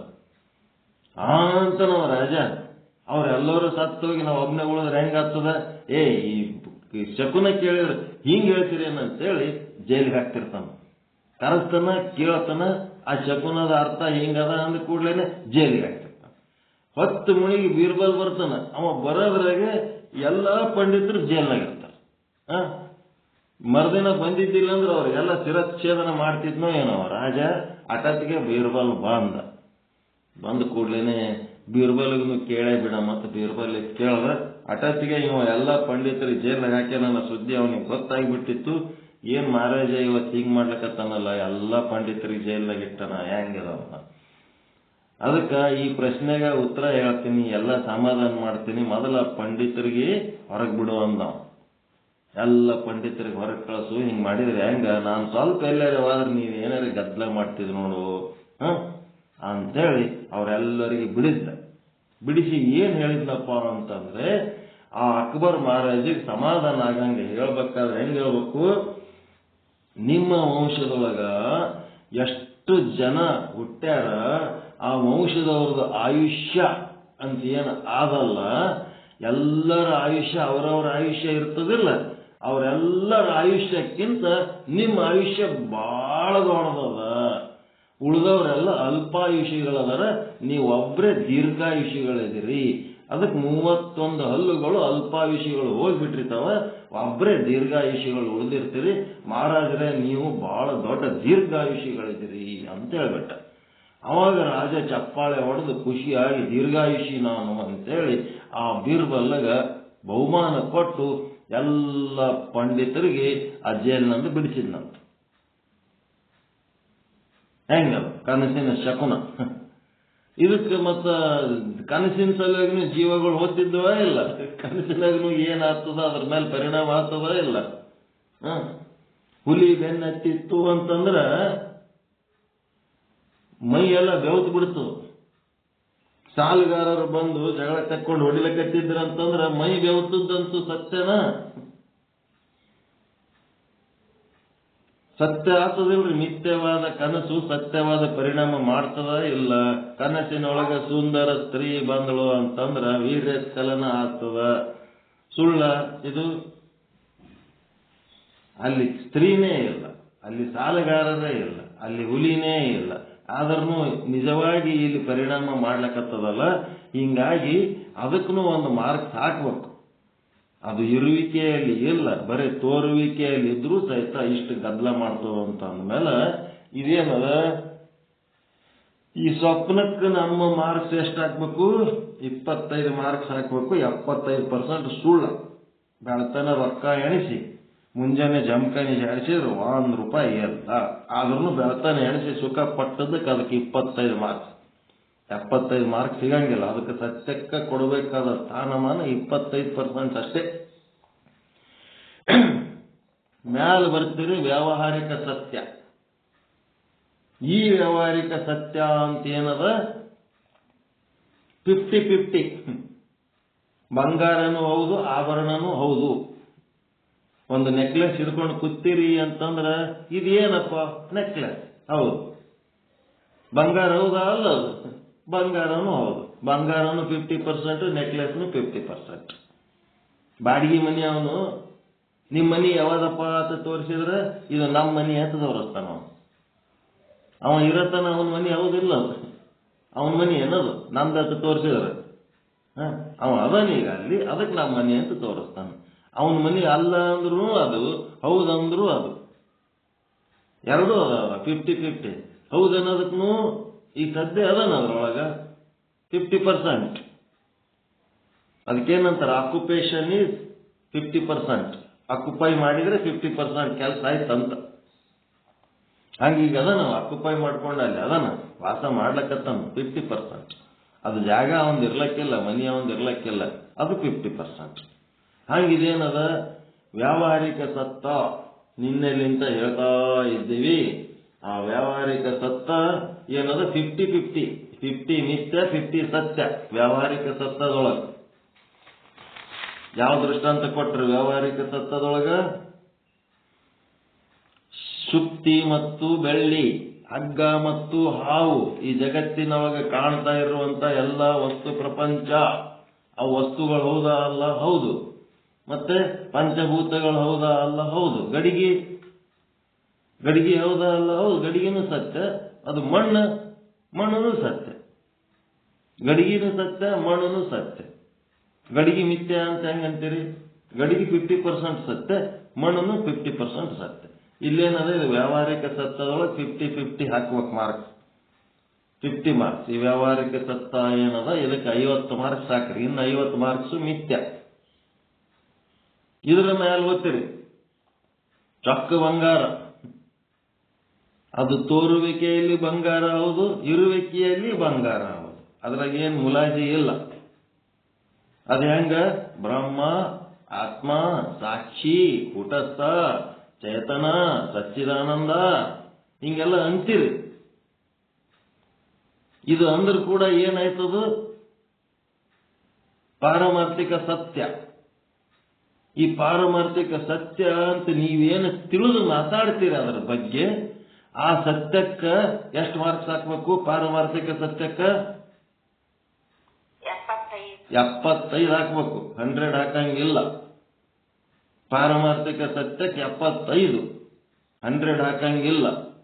ಯಾಕಂದ್ರೆ ನಮ್ಮ ಬುದ್ಧಿಗೆ ಸೀಮಿತವಾಗಿ ಮನುಷ್ಯನ ಸಾಮರ್ಥ್ಯಕ್ಕೆ ತಕ್ಕಂತೆ ಏನ್ ಮಾಡ್ಯಾನ? ಆ ಪರಮಾತ್ಮನನ್ನ ಕಲ್ಪಿಸಿಕೊಂಡನ. ಸದ್ರೂಪ, ಚಿದ್ರೂಪ, ಆನಂದ ರೂಪ, ನಿತ್ಯ ರೂಪ, ಪರಿಪೂರ್ಣ ರೂಪ, ಒಬ್ಬನೇ ಅದನ, ಎಲ್ಲ ಕಡೆ ಅದನ, ಏಕಂ ಏವಂ ಅಂಥೇಳಿ ಏನೆಲ್ಲ ಹೇಳ್ತೀರಿ. ಕೂಟಸ್ಥ ಅಂತೀರಿ, ಸಾಕ್ಷಿ ಅಂತೀರಿ, ಬ್ರಹ್ಮ ಅಂತೀರಿ, ಏನೆಲ್ಲ ಅಂತೀರಿ. ಏನೆಲ್ಲ ಅಂದ್ರೂ ಸಹಿತ ಅದು ಏನಾಗ್ಯದ? ನಿಮ್ಮಿಂದ ಅರಿಸಿಕೊಳ್ಳುವ ವಸ್ತು ಆಗ್ಯದ ಇಲ್ಲ ಪರಮಾತ್ಮ. ಕೂಟಸ್ಥ ಅಂತೇಳಿ ಅರಿತೀರ ಇಲ್ಲಪ್ಪ ನೀವು? ಕೂಟಸ್ಥ ಅಂತ ನೀವು ಅರಿತೀರಿ, ಬ್ರಹ್ಮ ಅಂತ ಅರಿತೀರಿ, ಮತ್ತೇನೇನಂತ ಅರಿತೀರಿ, ಶುದ್ಧ ಬ್ರಹ್ಮ ಅಂತ ಅರಿತೀರಿ. ನಿಮ್ಮಿಂದ ಯಾವಾಗ ಅದು ಅರಿಸಿಕೊಳ್ಳುವ ವಸ್ತು ಆಗ್ಯದಂದ್ರೆ ಅದು 100% ಸತ್ಯ ಅಲ್ಲ, 75% ಸತ್ಯ.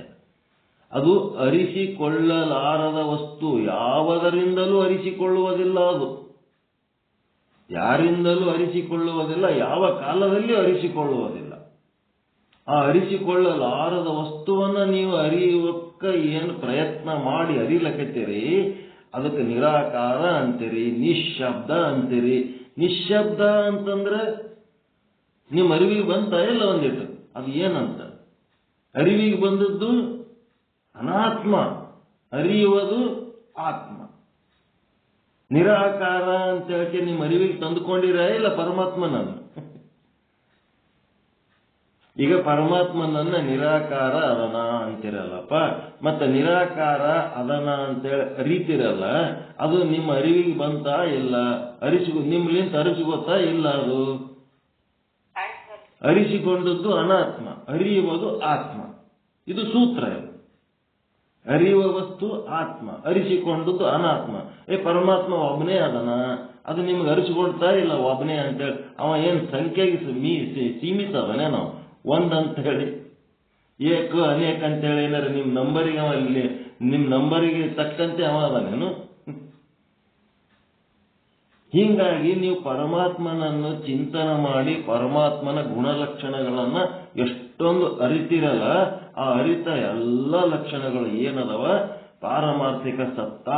ಅದು ಎಷ್ಟು? 75% ಅಷ್ಟೇ. ನಿಮಗೆ ತಿಳಿದಷ್ಟು ಮಾತಾಡ್ಲಕತ್ತೀರಿ ನೀವು ಅಷ್ಟೇ. ಅದು ಏನದ ಅನ್ನೋದಕ್ಕೆ ಅಗಮ್ಯ, ಅಗೋಚರ, ಅಪ್ರಮಾಣ, ಅಪ್ರತಿಮ, ಮತ್ತಿನ್ನೇನಂತೀರಿ ಈ ರೀತಿ ಇದ್ದಂಥದ್ದು ಅದು. ಮತ್ತೆ ನೀವು ಅದಕ್ಕೆ ಅಗಮ್ಯ ಅಂದ್ರೂ 75%, ನಿರಾಕಾರ ಅಂದ್ರೂ 75%, ಬ್ರಹ್ಮ ಅಂದ್ರೂ 75%, ಅದು ಏಳು ದೊಡ್ಡದ ಗೊತ್ತಿಲ್ಲ ಅಂದ್ರೂ ಅದು 75%. ಅದನ್ನ ದಾಟಿ ಹೋಗಕ್ಕ ಆಗಲ್ಲ. 75% ನೀವು ಸಾಧನೆ ಮಾಡಬಹುದು. 75% ಸಾಧನೆ ಮಾಡಿದರೆ ಅದು ಏನಾಗ್ತದಂದ್ರೆ ಆ ಬ್ರಹ್ಮನ ಗೇಟ್ನಾಗ ಹೋಗಿ ನಿಂತಂಗ. ಮತ್ತಿನಲ್ಲ ಕೈ ನೀವು ಏನ್ ಸಾಧನೆ ಮಾಡಿದ್ರು ಅವನಿಗೆ 100% ನೀವು ತಿಳ್ಕೊಳ್ಳಕ್ ಆಗಂಗಿಲ್ಲ. ನಿಮ್ಮ ಕೆಪಾಸಿಟಿ ಇರೋದೇ 75% ತಿಳ್ಕೋಬಹುದು ಅಷ್ಟೇ. ನೀವು ಅವನ ಗೇಟಿನ ಹತ್ರ ಹೋಗಿ ನಿಂತತ್ನಾಗ ಹೇಳಿದ್ರ ಒಡೆಯರು ಮನೆಗೆ ಬಂದರೆ ಏನ್ ಮಾಡ್ತಾನ? ಎದ್ದು ಬಂದು ತೆಕ್ಕಿ ಹಾಕೊಂಡು ಒಳಗೆ ಕರ್ಕೊಂಡು ಹೋಗ್ತಾನ ಇಲ್ಲ ಖುಷಿಲಿಂತ. ಹಂಗ ಅವನ ಗೇಟಿಗೆ ಹೋಗಾಗ ನೀವು 75% ಆಗಿ ಅಲ್ಲಿ ವಾದ್ರಿ ಅಂದ್ರೆ ಅವನೇ ನಿಮ್ಮನ್ನ ಗೇಟಿಗೆ ಬಂದು ಕರ್ಕೊಂಡು ಒಳಗೆ ಹೋಗ್ತಾನ, ಒಂದು ಮಾಡ್ತಾನ. ಜಿಹಿ ಮತ್ತಿಲ್ಲ ಕೈ ಅವನೇ ಬಂದು ಕರ್ಕೊಂಡು ಹೋಗ್ತಾನೆ. ಉಳಿದ 25% ನೀವೇನು ಮಾಡೋದು ಬೇಕಾಗಿಲ್ಲ, ಅವನೇ ಬಂದು ಕರ್ಕೊಂಡು ಹೋಗ್ತಾನ. ಅವ ಕರ್ಕೊಂಡು ಹೋಗವ ಆ 75% ಆಗಿ ಅವನ ಗೇಟ್ನಾಗ ನಿಂತವ, ಇಬ್ರು ಒಂದೇ ಆತಾರಲ್ಲ. ಅವನು ಯಾರು? ನೀವೇ. 100% ಇದ್ದವ್ರು ಯಾರು? ನೀವೇ.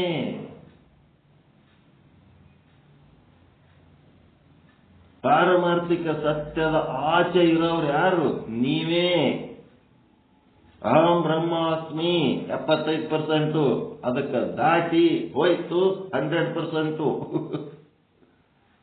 ಅಹಂ ಬ್ರಹ್ಮಾಸ್ಮಿ ಅದಕ್ಕೊಂದು ಶಬ್ದ ಅಂದಕ್ಕೆ ಕೂತ್ರಿ, ಅದು ಏನಾಗ್ಬಿಡ್ತು? ಲಿಮಿಟ್ ಆಯ್ತು. ಅದ್ರ ಪಾಡಿಗೆ ಅದಕ್ಕೆ ಬಿಟ್ಟು ಬಿಡ್ಬೇಕು. ಪರಮಹಂಸ ವಸ್ತು ಅದು. ಅದಕ್ಕೇನು ನಿಮ್ಮ ಶಬ್ದದಿಂದ, ಮನಸ್ಸಿನಿಂದ, ನಿಮ್ಮ ಮಾತಿನಿಂದ ಅದಕ್ಕೆ ಏನಾರೆ ಅಂದ್ರಿ ಅದು 75% ಇಳಿದು ಬಿಡ್ತದೆ. ಕಾಯ ವಾಚ ಮನಸ್ಸ ಅದನ್ನು ಅನುಭವಿಸಂಗ ನೀವೇನು ಮಾಡಿ ನಿಮ್ಮದೇ ಆದ ಕಲ್ಪನೆಯಿಂದ ಅದಕ್ಕೆ ಹೇಳ್ತಿರಲ್ಲ, ಅದೆಲ್ಲ 75% ಅದಕ್ಕಿಂತ ಕೆಳಗೆ ಹೋಗ್ತದ ಹೊರತು ಅದರ ಪಾಡಿಗೆ ಅದಕ್ಕೆ ಸ್ವತಂತ್ರವಾಗಿ ಬಿಡಬೇಕು. ಬಯಲು ಆಕಾಶ ಎಲ್ಲದ? ಬಯಲಿನಾಗದ. ಬಯಲು ಎಲ್ಲದ? ನಿರ್ಬಯಲ್ನಾಗದ. ನಿರ್ಬಯಲದು. ನಿರ್ಬಯಲ ಅಂದ್ರೆ 75%. ನೀವು ಏನಾದ್ರು ಶಬ್ದ ಬಳಸಿದ್ರಿ ಪರಮಾತ್ಮಗಂದ್ರೆ ಅವನಿಗೆ ಇಳಿದಂಗೆ, ಕ್ವಾಲಿಟಿ ಡೌನ್ ಆದಂಗೆ. ನಿಮ್ಮ ಹೆಸರುಗಳು ನೀವು ಕೊಡೋ ಹೆಸರಿಗೆ ಅವ ಸೀಮಿತ ಅದನ್ನೇನು ಅವನು? ನೀವು ಕೊಡೋ ರೂಪಗಳಿಗೆ ಅವ ಸೀಮಿತ ಅದನ್ನೇನು ಅವನು? ಅದನ್ನು ಮೀರದನು. ನಿಮ್ಮ ನಾಮ ರೂಪ ಸ್ತುತಿ ನಿಂದೆ ಶಾಸ್ತ್ರಜ್ಞಾನ ನಿಮ್ಮ ಅನುಭವ ಅನುಭೂತಿ ಏನೇನಂತೀರಿ ಇವೆಲ್ಲ ಓಟು ನೀವು ಏನ್ ಮಾಡಿದ್ರು 75%. 100% ಆಗ್ಲಕ್ ಸಾಧ್ಯ ಇಲ್ಲ. 100% ಹೆಂಗ್ ಆಗ್ತದಂದ್ರ ಯಾವಾಗ ನೀವು 75% ಕಂಪ್ಲೀಟ್ ಆಗ್ತದ. ಯಾರು 75 ತಗೋತಾರ ಅವ್ರಿಗೆ 100 ಹಾಕಿ ಮಾರ್ಕ್ಸ್ ಹಾಕಿ ಫುಲ್ ಹಾಕಿ ಬಿಡ್ರಿ ಅಂತೇಳಿ ಒಂದು ಇನ್ಸ್ಟ್ರಕ್ಷನ್ ಇರ್ತದಿಲ್ಲ, ನೋಡಿರಿಲ್ಲ? ಯಾರು ಎಷ್ಟು ಮಾರ್ಕ್ಸ್ ತಗೊಂತಾರ ಅಂತಂದ್ರೆ ಅವ್ರಿಗೆ ಮುಂದೆ ಇಷ್ಟು ಬೋನಸ್ ಗ್ರೇಸ್ ಮಾರ್ಕ್ಸ್ ಹಾಕ್ರಿ ಅಂತ ಇರ್ತದಲ್ರಿ ವ್ಯಾಲ್ಯೂಯೇಷನ್ದಾಗ. ಗ್ರೇಸ್ ಮಾರ್ಕ್ಸ್ ಅಂತ ಇರ್ತಾವಿಲ್ಲ. ಇಷ್ಟು ತನಕ ಬಂದಾನಂತಂದ್ರ ಇವ 100% ಇರ್ತಾನ. ಹಾಕಿಬಿಡ್ರಿ, ನಮ್ಮ ಕಡೆದಾಗ ಒಂದಿಷ್ಟು ಹಾಕಿ 100 ಮಾಡಿಬಿಡ್ರಿ. ಹಂಗ ಇಲ್ಲೇನದ, ನಾವು ಎಲ್ಲಿ ತನಕ ಹೋಗ್ಬೇಕು ಅಂದ್ರೆ ಅವನ ಗೇಟಿನ ತನಕ ಹೋದಾಗ ಅವನೇ ಬಂದು ಕರ್ಕೊಂಡು ಹೋಗ್ತಾನೆ. ನಾವು ಎಲ್ಲಾರ ಕುಂತಿಗೆ ಏನಾರ ತಿಳ್ಕೊತೀವಿ ಅಂದ್ರೆ ಅದು ಆಗ್ಲಾರ್ದ ಮಾತು. ನಾವು ಅವನ ಗೇಟಿನ ತನಕ ಹೋಗ್ಬೇಕು, ಅವ ತಾನೇ ಬಂದು ಕರ್ಕೊಂಡು ಹೋಗ್ತಾನೆ. ಅಲ್ಲಿ 100% ಅಲ್ಲಿ ಅವನೇನದಂದ್ರೆ 100% ಅವನು ಅನ್ಲಕ್ಕೆ ಅವ ಬೇರೆ ಯಾರು ಅಲ್ಲ, ನೀವೇ.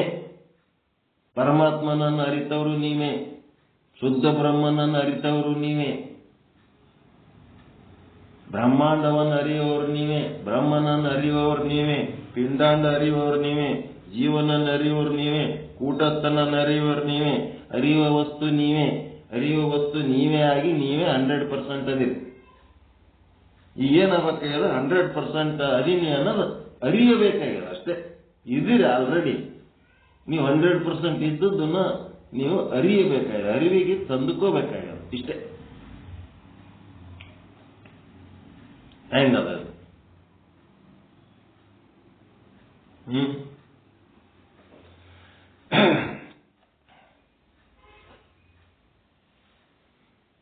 ಏನ್ ಮಾಡ್ತಾರೆ ತಿಳಿತಾ?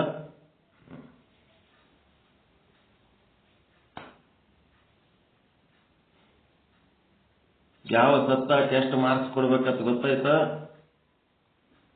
ಕ್ಷುದ್ರ ಸತ್ಯಗೆ ಎಷ್ಟು ಮಾರ್ಕ್ಸ್? 0 ಮಾರ್ಕ್ಸ್. 0 ಸತ್ಯ, 100% ಮಿಥ್ಯ.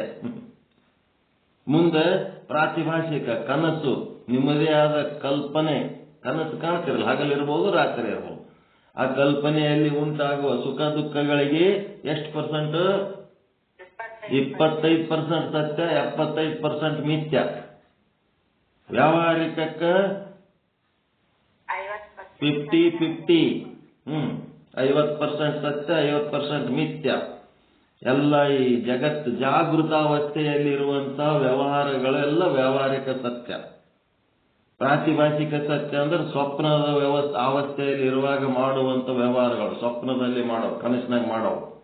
ಇದು ಜಾಗೃತಾವಸ್ಥೆಯಲ್ಲಿ ಏನು ವ್ಯವಹಾರ ಮಾಡ್ತೀರಿ, ಬೆಳಿಗ್ಗೆ ಎದ್ದು ರಾತ್ರಿ ಹಾಸಿಗೆಗೆ ಹೋಗಿ ಮಲ್ಕೊಳ್ಳೋ ತನಕ, ಬೆಳಗ್ಗೆ ಹಾಸಿಗೆಯಿಂದ ಎದ್ದು ರಾತ್ರಿ ಹೋಗಿ ಮಲ್ಕೊಳ್ಳೋ ತನಕ ಏನು ವ್ಯವಹಾರ ಮಾಡ್ತೀರಿ ಅದೆಲ್ಲ ವ್ಯಾವಹಾರಿಕ ಸತ್ಯ. ಅದು ಏನು ನೀವು ಬ್ಯಾಕ್ಕಾಟ್ ಮಾಡಿದ್ರು 50% ಸತ್ಯ, 50% ಮಿಥ್ಯ.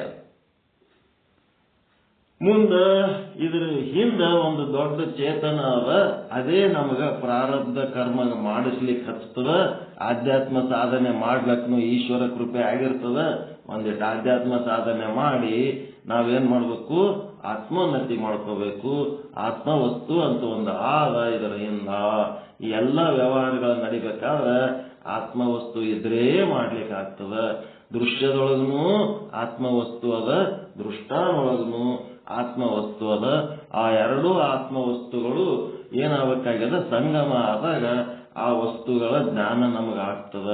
ಹೀಗೆಲ್ಲ ತಿಳ್ಕೊಂಡು ಆತ್ಮಜ್ಞಾನ ನೀವೇನ್ ಮಾಡಿದ್ರು ಸಹಿತ, ಎಷ್ಟರೇ ಮಾಡಿದ್ರು ಆ ವಿಚಾರ ಸಾಗರ ನಿಮ್ಮಿಂದ ಅರಿಸಿಕೊಳ್ಳುವಂಥದ್ದಾಯ್ತು. ನಿಮ್ಮಿಂದ ಅರಿಸಿಕೊಂಡು ಆ ವಸ್ತುವಿನ ಘನತೆ ತಿಳ್ಕೊಳ್ಳೋದ್ರಾಗ ನಿಮ್ಗೆ ಅಮೃತ ಉತ್ಪನ್ನ ಆಯ್ತು, ನಿಮ್ಗೆ ಮೋಕ್ಷ ಆಯ್ತು, ಬಂಧನ ಹೋಯ್ತು, ದುಃಖ ಹೋಯ್ತು, ಎಲ್ಲ ಹೋಯ್ತು. ಏನಾದರೂ ಸಹಿತ ಅದು ನಿಮ್ಮಿಂದ ಅರಿಸಿಕೊಂಡ ಕಳಂಕ ಅದಕ್ಕೆ ಬಿಡ್ಲಿಲ್ಲ. ಜೀವರುಗಳಿಂದ ಅರಿಸಿಕೊಂಡಂತ ಕಳಂಕ ಇದ್ದದಕ್ಕ ಆ ವಸ್ತು ಏನಾಯ್ತು? 75% ಸತ್ಯ ಅಷ್ಟೇ, ಪಾರಮಾರ್ಥಿಕ ಸತ್ಯ. ಆ ಜೀವರುಗಳಿಗೆ ಅರಿಯಲಿಕ್ಕೆ ಆಗ್ಲಾರ್ದಂಥದ್ದು ಇನ್ನೂ ಅತ್ತತ್ತ ಅದರದ ಚೈತನ್ಯದ ಒಂದು ವ್ಯಾಪ್ತಿ ಆದ. ಆ ಅತ್ತತ್ತ ಇದ್ದದ್ದು 100%. ಆ ಅತ್ತತ್ತ ಯಾರು ಅಂತಂದ್ರೆ ನೀವೇ. ಇನ್ನು ತಿಳ್ಕೋಬೇಕಾಗಿದ್ದು ಬಾಳದ ಅಂತಿರಲಿಲ್ಲ, ಏನು ತಿಳ್ಕೊಂಡಿಲ್ಲ. ಸುಮ್ಮನೆ ಮ್ಯಾಲಿಂದ ಒಂದು ಪದರ ಅಷ್ಟೇ ಸರಿಸಿ ನೋಡಿವಷ್ಟೇ. ಇನ್ನ ಬಾಳದ, ಬಾಳ ಆಳ ಅದದು. ಇನ್ನ ಬಾಳ, ಇನ್ನು ತಿಳ್ಕೋಬೇಕನ್ನೋ ಅತ್ತತ್ತ. ನೀವು ಅತ್ತತ್ತ ಅಂದ್ರೂ 75% ಆಗಿಬಿಡ್ತು. ಸುಮ್ಮನೆ ಅದನ್ನ ಅನುಭವಿಸ್ತಿರ್ಬೇಕು. ಆ ವ್ಯಾಪ್ತಿ ದಾಟಿ ಹೋಗ್ಬೇಕು, ಆ ವ್ಯಾಪ್ತಿ ದಾಟಿ ಹೋಗ್ಬೇಕು, ಅನುಭವಿಸ್ತಿರ್ಬೇಕು. ಮನುಷ್ಯನಾಗ ಸಹಿತ ಅದರ ಆಲೋಚನೆ ಇಲ್ಲ, ಬರೀ ಅರಿವಿನಿಂದ ಅರಿಬೇಕದಕ್ಕೆ. ಅರಿವನ್ನು ಅರಿಬೇಕಾದ್ರೆ ಅರಿವುಳ್ಳವರಾಗಿ ಅರಿವನ್ನು ಅರಿಬೇಕು. ಮನಸ್ಸಲ್ಲಿಂತನೂ ಆಗಲ್ಲ. ಸಂಕಲ್ಪ, ವಿಕಲ್ಪ, ಆಸಕ್ತಿ ಅವು ಯಾವುದರಿಂದ ಆಗಂಗಿಲ್ಲ. ಅರಿವಿ ಉಳ್ಳವರಾಗಿ ಅರಿವಿನಿಂದ ಅರಿವನ್ನು ಅರಿಯಬೇಕು. ನಿಮ್ಮನ್ನು ನಿಮ್ಮ ಕಣ್ಣಿನಿಂದ, ನಿಮ್ಮಿಂದ ನಿಮ್ಮನ್ನು ನಾನು ಅರಿತೆ ಅಂತ ಅಕ್ಕಮಾದೇವಿ. ನನ್ನ ಕಣ್ಣಿನಿಂದ, ನನ್ನಿಂದ ನಿನ್ನನ್ನು ಅರಿತೆ ಅಲ್ಲ, ನಿಮ್ಮಿಂದ ನಿಮ್ಮನ್ನು ಅರಿತೆ ಅಂದ್ರೆ ಅದರ ಅರ್ಥ ನಾನು ಅರಿವು ಸ್ವರೂಪನಾಗಿ ಅರಿವನ್ನು ಅರಿತೆ ಅಂತ. ಹಿಂಗಾಗಿ 100% ಅನ್ನೋದು ನಮ್ಮಲಿಂತ ಆಗ್ಲಾರದ ಮಾತು. ಜೀವರುಗಳಿಗೆ 75% ಅಷ್ಟೇ ಸಾಧ್ಯ.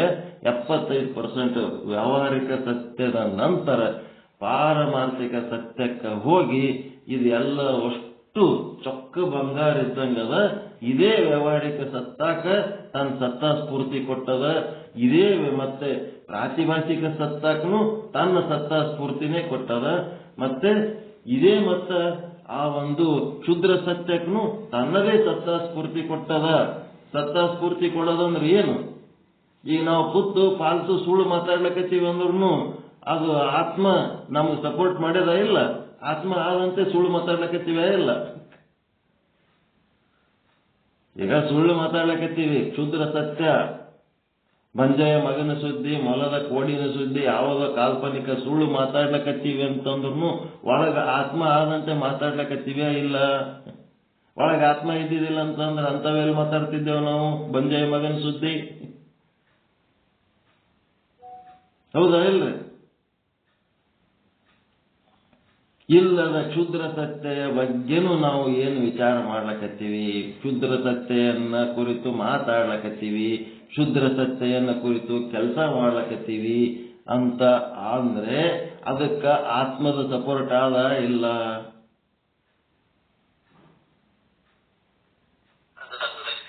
ಆತ್ಮದ ಸಪೋರ್ಟ್ ಇಲ್ಲಾರ್ದ ಹೆಂಗ್ ಮಾಡ್ತೀರಿ? ಬಂಗಾರ ಎಲ್ಲ ಆಭರಣಗಳಾಗೋದಕ್ಕ ಬಂಗಾರನೇ ಸಪೋರ್ಟ್ ಮಾಡ್ಯಾರ. ಬಂಗಾರ ಇಲ್ಲ ಅಂತಂದ್ರೆ ಅಂಗಡಿಯಾಗ ವ್ಯಾಪಾರ ಆಗ್ಲಾರ್ದು ಕೆಲವೊಂದು ಸಾಮಾನುಗಳು ಇರ್ತಾವ, ಅವು ಬಂಗಾರ ಸಾಮಾನು, ಹೌದಾ? ಅಲ್ಲ ಅವೇನು ತಿಕ್ಕ ಹೋಗ್ಲಿಕ್ಕೆ ಬರ್ತದ? ಮಂದಿ ಖರೀದಿ ಮಾಡ್ತಾರ, ನಾನಾ ರೀತಿ ಡಿಸೈನ್ ಸಾಮಾನುಗಳು ಮಾಡ್ಕೊಂಡು ಕೂತಿರ್ತಾನ ಅವ ಬಂಗಾರದ ಅಂಗಡಿ. ಅವ ಕೆಲವೊಂದು ಖರೀದಿ ಆಗ್ತಾವ, ಕೆಲವೊಂದು ಖರೀದಿ ಆಗಲ್ಲ. ಇವು ಖರೀದಿ ಆಗಿಲ್ಲ ತಿಪ್ಪೆ ಹೋಗ್ಲಿಕ್ಕೆ ಬರ್ತದ? ಅದನ್ನು ಕ್ಷುದ್ರ ಸತ್ಯನು ಆತ್ಮದ ಒಂದು ಸಪೋರ್ಟ್ನಾಗೆ ಆದ ಇಲ್ಲ? ಬಂಗಾರ ಹೌದಾ ಅಲ್ಲ? ವ್ಯಾವಹಾರಿಕ ಸತ್ಯನೂ ಅದೇ ಬಂಗಾರಲಿಂತಾಗ್ಯದ, ಕ್ಷುದ್ರ ಸತ್ಯನೂ ಅದೇ ಬಂಗಾರಲಿಂತಾಗ್ಯದ, ಪ್ರಾತಿಭಾಷಿಕ ಸತ್ಯನೂ ಅದೇ ಬಂಗಾರಲಿಂತಾಗ್ಯದ. ಕೆಲವೊಂದು ವ್ಯಾಪಾರ ಹೆಚ್ಚಾಗ್ಯಾವ, ಕೆಲವೊಂದು ವ್ಯಾಪಾರ ಕಡಿಮೆ ಆಗ್ಯಾವ ಅಷ್ಟೇ. ಹೀಗಾಗಿ ತನ್ನ ಸತ್ತಾ ಸ್ಫೂರ್ತಿಯನ್ನೇ ಕೊಟ್ಟದು. ಪ್ರಾತಿಭಾಷಿಕ ಸತ್ಯನೂ ಅದರಲಿಂತೆ ಆಗ್ಯಾವ, ಪಾರಮಾರ್ಥಿಕ ಸತ್ಯನೂ ಅದರಲಿಂತೆ ಆಗ್ಯಾವ.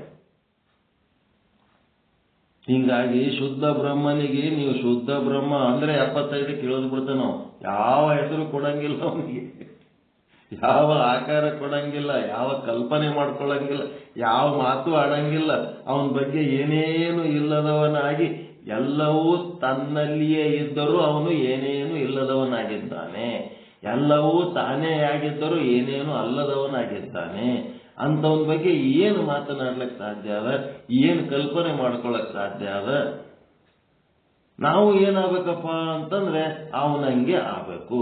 ಎಲ್ಲವೂ ನಿಂಬಲ್ಲಿ ಆದ, ಎಲ್ಲ ನಿಂಬಲ್ಲಿ ಇದ್ರೂ ಸಹಿತ ನೀವ್ ಹೆಂಗಾಗಬೇಕು? ಏನು ಇಲ್ಲದವರಂತೆ ತಲೆ ಖಾಲಿ ಮಾಡ್ಕೋಬೇಕು. ನನ್ನ ಬಲ್ಲಿ ಅಷ್ಟದ ಇಷ್ಟದ, ನಿನ್ನ ಬಲ್ಲಿ ಏಟದ, ನಂದೇ ಜಾಸ್ತಿ ಅದ, ನನ್ಕಿಂತ ನಿಂದು ಜಾಸ್ತಿ ಅದ ಅಂದ್ರೆ ಹೊಟ್ಟೆ ಕಿಚ್ಚು, ನಿನ್ಕಿಂತ ನಂದು ಜಾಸ್ತಿ ಅದ ಅಹಂಕಾರ. ಇವೆಲ್ಲನೂ ದಾಟಬೇಕು.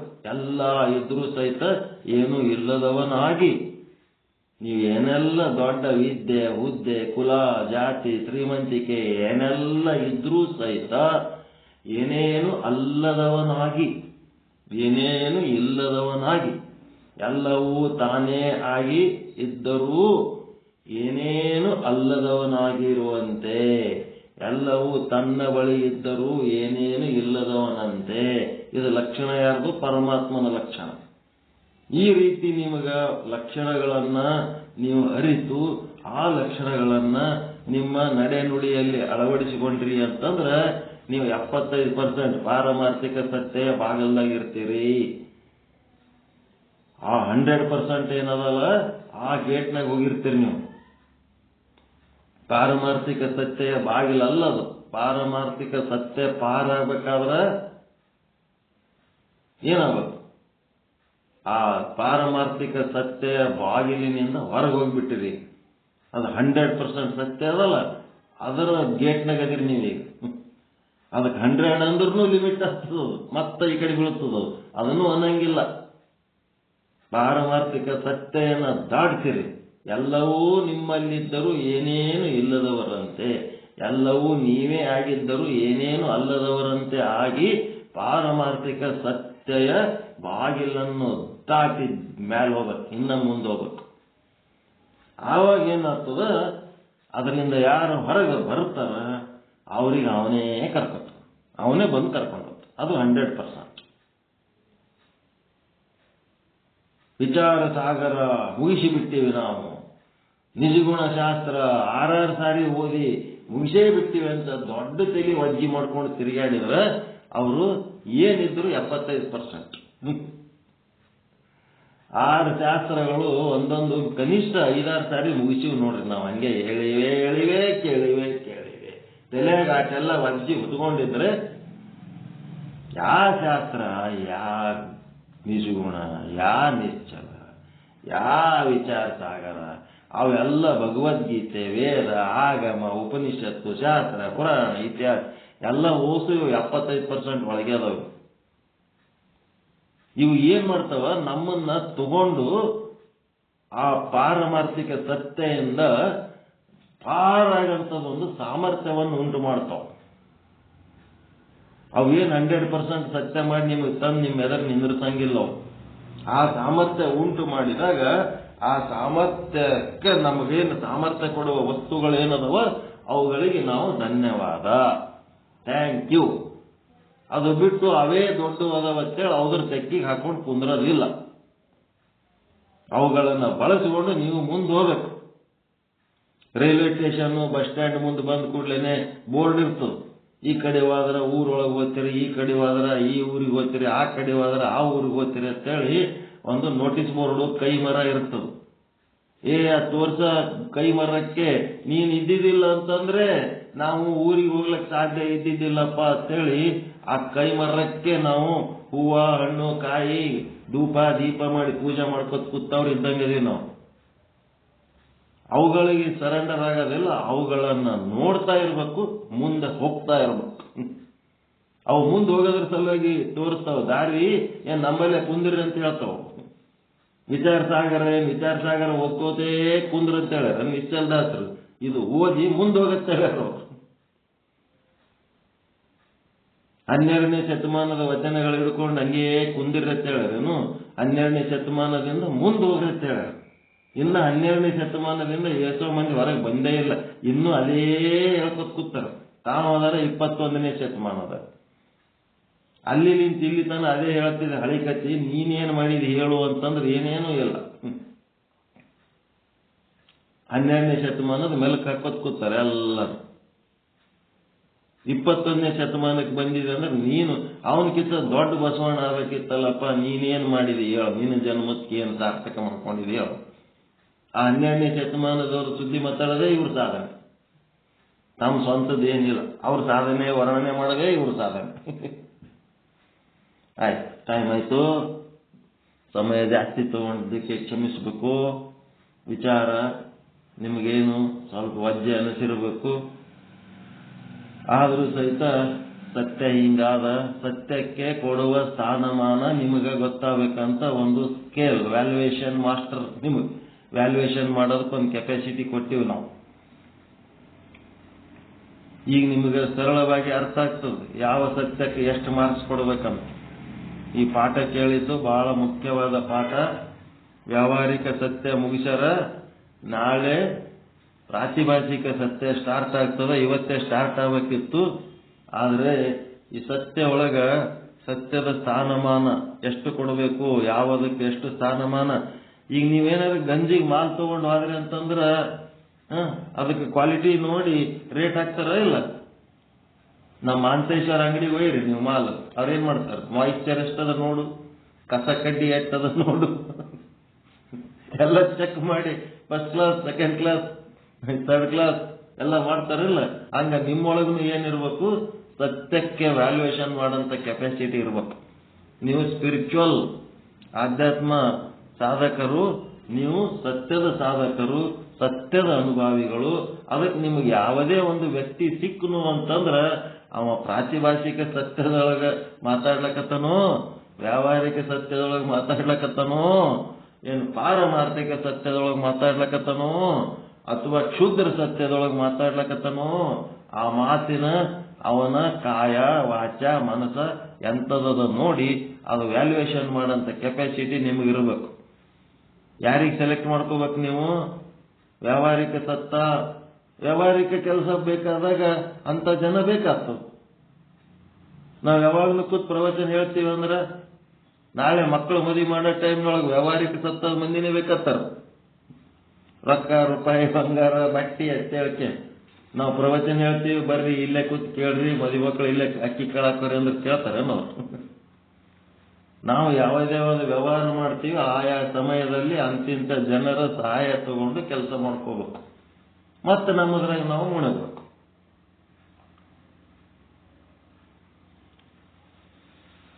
ಎಲ್ಲಾನು ಬೇಕು, ಎಲ್ಲಾನು ಬೇಕು, ಎಲ್ಲಾನು ಇರಬೇಕು. ಅದು ಇರಬೇಕು, ಇದು ಇರಬಾರ್ದು ಅಂತಲ್ಲ. ಯಾವುದು ಮಾಡ್ತೀವಿ ಅದಕ್ಕೆ ತಕ್ಕಂತೆ ಸ್ಥಾನಮಾನಗಳು ಸಿಗ್ತವೆ ಅಷ್ಟೇ. ಮಹತ್ವ ಯಾವುದು ಹೆಚ್ಚದ ಅದಕ್ಕೆ ಹೆಚ್ಚು ಸಮಯ ಕೊಡಬೇಕು. ಕಡಿಮೆ ಮಹತ್ವ ಇದ್ದದ್ದನ್ನು ಅಲಕ್ಷ್ಯ ಮಾಡಂಗಿಲ್ಲ. ಅದನ್ನು ಬೇಕಾಗ್ತದೆ, ಕೆಲವೊಂದು ಸಾರಿ ಅದನ್ನು ಬೇಕಾಗ್ತದೆ. ಎಲ್ಲನೂ ಬೇಕು ಈ ಜಗತ್ತಿನೊಳಗೆ ಬದುಕ್ತೀವಿ ಅಂತಂದ್ರೆ, ಯಾವುದನ್ನು ಅಲಕ್ಷ್ಯ ಮಾಡಂಗಿಲ್ಲ. ಈಗ ಒಬ್ಬ MLA ಆಗಿ ಎಲೆಕ್ಷನ್ ನಿಂತಾನಂತಂದ್ರ ಅವನಿಗೆ ಓಟ್ ಹಾಕೊಳ್ಳಕ ಅವ ಏನ್ ಮಾಡ್ತಾನ, ಎಂತಿಂತವ್ರ ಬಲ್ಲಿ ಹೋಗ್ತಾನ, ಎಲ್ಲ ಗ್ರೂಪಿನ ಲೀಡರ್ಗಳ ಬಲ್ಲಿ, ಅಧ್ಯಕ್ಷರ ಬಲ್ಲಿ, ಅಂಥವ್ರ ಬಲ್ಲಿ ಇಂಥವ್ರ ಬಲ್ಲಿ ಎಲ್ಲರ ಬಲ್ಲಿ ಹೋಗ್ತಾನ. ಕಡೆಗೆ ಭಿಕ್ಷುಕರು ಓಟ್ ಅದಾವಂತಂದ್ರ, ಭಿಕ್ಷುಕರು ಓಟ್ಗಳದಾವ ಅಂದ್ರೆ ಅವ್ರ ಗುಡಿಸಲ್ದಾಗ ಹೋಗ್ತಾನ ಇಲ್ಲ. MLA ಎಲೆಕ್ಷನ್ ನಿಂತಾವ ಓಟ್ ಕೇಳಕ್ ಹೋಗ್ತಾನಲ್ರಿ. ಮತ್ತೆ ಕುಷ್ಠ ರೋಗಿಗಳದಾರ ಅಂತಂದ್ರೂ ಅವ್ರಿಗೂ ಹೋಗಿ ಓಟ್ ಕೇಳಕ್ ಹೋಗ್ತಾನ ಇಲ್ಲ. ಇದು ಕುಷ್ಠ ರೋಗಿಗಳ ಕಾಲನಿ ಅದ, ಇಲ್ಲಿ ನಾ ಓಟ್ ಕೇಳಬಾರ್ದು ಅಂತ ಹೇಳಿ ಬಿಡ್ತಾನೇನು? ಮತ್ ನಮ್ಮ ರಾಯಚೂರಾಗ ಒಂದು ಕುಷ್ಠ ರೋಗಿಗಳ ಕಾಲನಿ ಅದ, MLAಗಳು ಅಲ್ಲಿನೂ ಹೋಗ್ತಾರಪ್ಪ ಓಟ್ ಕೇಳಕ್.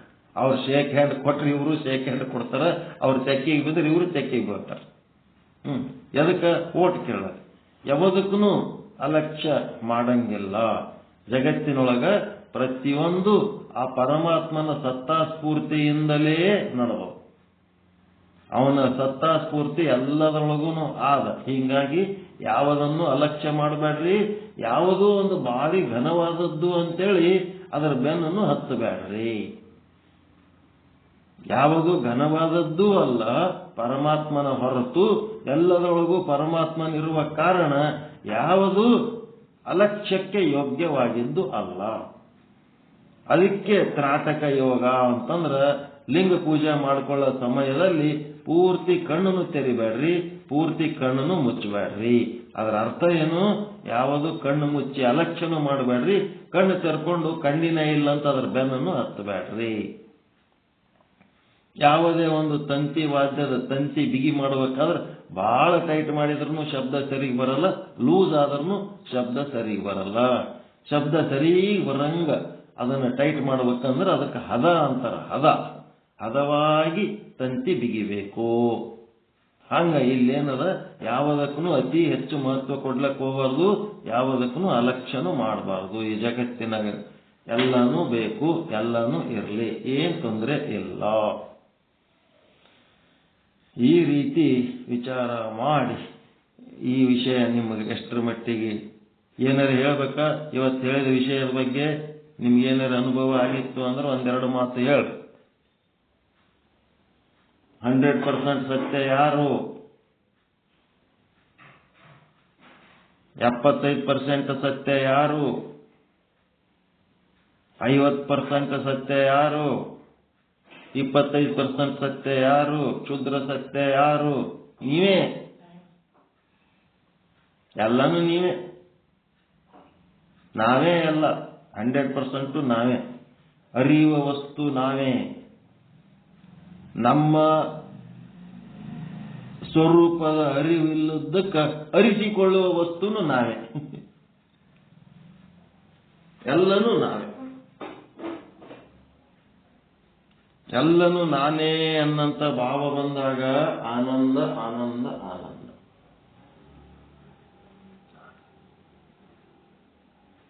ಅದೇ ಬೇರೆ ನಾನೇ ಬೇರೆ ಅಂತಂದ್ರ ದುಃಖ. ಹೇಳ್ರಿ ದೃಷ್ಟಾಂತ. ಅದೇ ಬೇರೆ ನಾನೇ ಬೇರೆ ಅಂದ್ರೆ ದುಃಖ. ಎಲ್ಲ ಒಂದೇ ಅಂತಂದ್ರೆ ನಿಮ್ಮ ಬಿಟ್ಟು ಏನೇನೂ ಇಲ್ಲ. ನಿಮ್ ಬಿಟ್ಟು ಯಾವುದದು? ಎಲ್ಲ ನಿಮ್ಮನ್ನು ಹಿಡ್ಕೊಂಡೇ ಅದು. ನಿಮ್ಮನ್ನು ಹಿಡ್ಕೊಂಡು ನಮ್ಮನ್ನು ಹಿಡ್ಕೊಂಡು. ಶುದ್ರ ಸತ್ಯನೂ ನಮ್ಮೊಳಗಾದ, ಪ್ರಾತಿಭಾಸಿಕ ಸತ್ಯನೂ ನಮ್ಮೊಳಗಾದ. ವ್ಯಾವಹಾರಿಕ ಸತ್ಯನೂ ನಮ್ಮೊಳಗದ, ಪಾರಮಾರ್ಥಿಕ ಸತ್ಯನೂ ನಮ್ಮೊಳಗದ. ಅದಕ್ಕೆ ದಾಟಿ ಅದೇನು 100% ಸತ್ಯ ಅಂತಿರಲ್ಲ ಪರಿಪೂರ್ಣ, ಅದನ್ನು ನಮ್ಮೊಳಗದ. ನಿಮ್ ಬಿಟ್ಟು ಏನಾರ ಯಾವ್ದೇನು ಎಲ್ಲಾನು ನಿಮ್ಮೊಳಗದ, ಎಲ್ಲಾನು ನೀವೇ ಆಗಿರಿ. ಅದೆಲ್ಲೋ ಮತ್ತೆಲ್ಲೋ ಆದಂತಲ್ಲ, ಎಲ್ಲ ನಿಮ್ಮ ಸ್ವರೂಪನೇ. ನಿಮ್ಮ ಬಿಟ್ಟು ಏನೇನೂ ಇಲ್ಲ. ಇಡೀ ಬ್ರಹ್ಮಾಂಡ ನಿಮ್ಮನ್ನು ಬಿಟ್ಟು ಇಲ್ಲ. ಆ ಪರಮಾತ್ಮ ನಿಮ್ಮನ್ನು ಬಿಟ್ಟು ಇಲ್ಲ. ಏನು ಆದ ಆದ ಆದ ಅಂತ ತಿಳ್ಕೊಳ್ತೀರಿ, ಅದು ನಿಮ್ಮನ್ನು ಬಿಟ್ಟು ಇಲ್ಲವೇ ಇಲ್ಲ. ರಾಜ ಕನ್ನಡಿಯ ಮನೆಯೊಳಗ ಹೋಗಿ ಆತ ರಾಜ್ಯಭಾರ ಮಾಡುವಾಗ ಬೇಸರ ಆದಾಗ ಕನ್ನಡಿ ಮನೆಯೊಳಗೆ ಓದ್ತಿದ್ದ. ಕನ್ನಡಿಯ ಮನೆಯೊಳಗ ಗ್ಲಾಸ್ ಹೌಸ್ನಾಗ ಏನಿತ್ತು, ನಾನಾ ರೀತಿಯ ಕನ್ನಡಿಗಳಿದ್ದು. ಸಾವಿರಾರು ಕನ್ನಡಿಗಳು, ಬಣ್ಣದ ಕನ್ನಡಿಗಳು, ಎತ್ತರ ಕಾಣಂತ ಕನ್ನಡಿಗಳು, ಗಿಡ್ಡ ಕಾಣಂತ ಕನ್ನಡಿಗಳು, ದಪ್ಪ ಕಾಣಂತ ಕನ್ನಡಿಗಳು, ತೆಳ್ಳಗೆ ಕಾಣಂತ ಕನ್ನಡಿಗಳು, ಅಳಂತ ಕನ್ನಡಿಗಳು, ಮುಂದೋಗಿ ನಿಂತರ ಅಳಂತ ಮುಖ, ನಗಂತ ಮುಖ, ಏನೆಲ್ಲ ಮಾಡಂತ ವಿವಿಧ ವಿನ್ಯಾಸದ ಕನ್ನಡಿಗಳು ಅವನ ಮನೆಯೊಳಗಿದ್ದು. ಆ ಕನ್ನಡಿ ಮನೆಯೊಳಗೆ ಓದ್ತಿದ್ದ. ಹೋಗಿ ಎಲ್ಲಾ ಕನ್ನಡಿ ಮುಂದೆ ಒಂದೊಂದು ನಿಮಿಷ ನಿಂದಿರ್ತಿದ್ದ. ಅದರೊಳಗೆ ತನ್ನ ರೂಪ ನೋಡಿ ಒಂಥರ ಆಹ್ಲಾದ, ಸಂತೋಷ ಅನುಭವಿಸಿ ಹೊರಗೆ ಬರ್ತಿದ್ದ. ಹೊರಗೆ ಹೋಗ ಕೊಂಡಿ ಹಾಕೊಂಡು ಹೋಗ್ತಿದ್ದ. ಒಂದು ದಿನ ಮರ್ತು ಬಾಗ್ಲ ಕುಲ್ಲ ಇಟ್ಟು ಹೋಗಿಬಿಟ್ಟ. ಮರ್ತು ಬಾಗ್ಲ ಕುಲ್ಲ ಇಟ್ಟು ಹೋದ. ಏನಾಯ್ತು ಅವನ ಪರಿಸ್ಥಿತಿ? ನಾಯಿ ಒಳಗೆ ಹೊಕ್ಕೊಂಡ್ಬಿಡ್ತು. ನಾಯಿ ಒಳಗೆ ಹೊಕ್ಕೊಂಡಾಗ ಏನಾಯ್ತು ಅವನ ಪರಿಸ್ಥಿತಿ? ಅಲ್ಲಿ ನಾಯಿದು, ಆ ನಾಯಿಗೆ ಏನು ಅನುಭವ ಆಯಿತು? ಒಳಗೆ ಎಷ್ಟೊಂದು ನಾಯಿಗಳು ಸಾಕ್ಯಾನ ಈ ರಾಜ ಅಂದ. ನಾಯಿಗಳು ಎಷ್ಟೊಂದು ಸಾಕ್ಯಾನಲ್ಲ ಈ ರಾಜ ಅಂತೇಳಿ ಗಾಬರಿ ಆಗಿ ಆ ನಾಯಿಗಳಿಗೆ ಇದು ಬೊಗಳು, ಇವನಿಗೆ ಅದು ಬೊಗಳು, ಅವನಿಗೆ ಇದು ಬೊಗಳು, ಇವನಿಗೆ ಸಾವಿರ ಸಾವಿರ ನಾಯಿಗಳು ಬೊಗಳಲಕತ್ತು ಒಳಗೆ. ಬೊಗಳದ್ರಾಗ ಅದು ಏನಾಗ್ಬಿಡ್ತು, ಬೊಗಳಿ ಬೊಗಳಿ ಬೊಗಳಿ ಅದು ಗುದಿಗಿ ಬಂದು ಸತ್ತತು ಅಂತಂದ್ರೆ ಅದರ ಗುದದ್ವಾರದಿಂದ ಒಂದೇನೋ ಹಿಂಗೆ ಹೊರಗೆ ಬರ್ತದಂತದ, ದೊಡ್ಡ ಕರುಳು ಹೊರಗೆ ಬಿದ್ದು ಬಿಡ್ತದತ್ತದು ಸಾಯುವ ಒದರದ್ರಾಗ. ಅಷ್ಟು ಒದರ್ತಂತ, ಒದರಿ ಸತ್ತು ಬಿಡ್ತತ್ತ ನಾಯಿ. ಈಗ ನಾಯಿಗೆ ದುಃಖ ಯಾಕಾಯ್ತು, ಅದು ಸಾಯಷ್ಟು ಕಷ್ಟ ಯಾಕಾಯ್ತು? ಈ ರಾಜ ಅದೇ ಕನ್ನಡಿ ಮನೆಯೊಳಗೆ ಸಂತೋಷ ಯಾಕೆ ಪಟ್ಟ?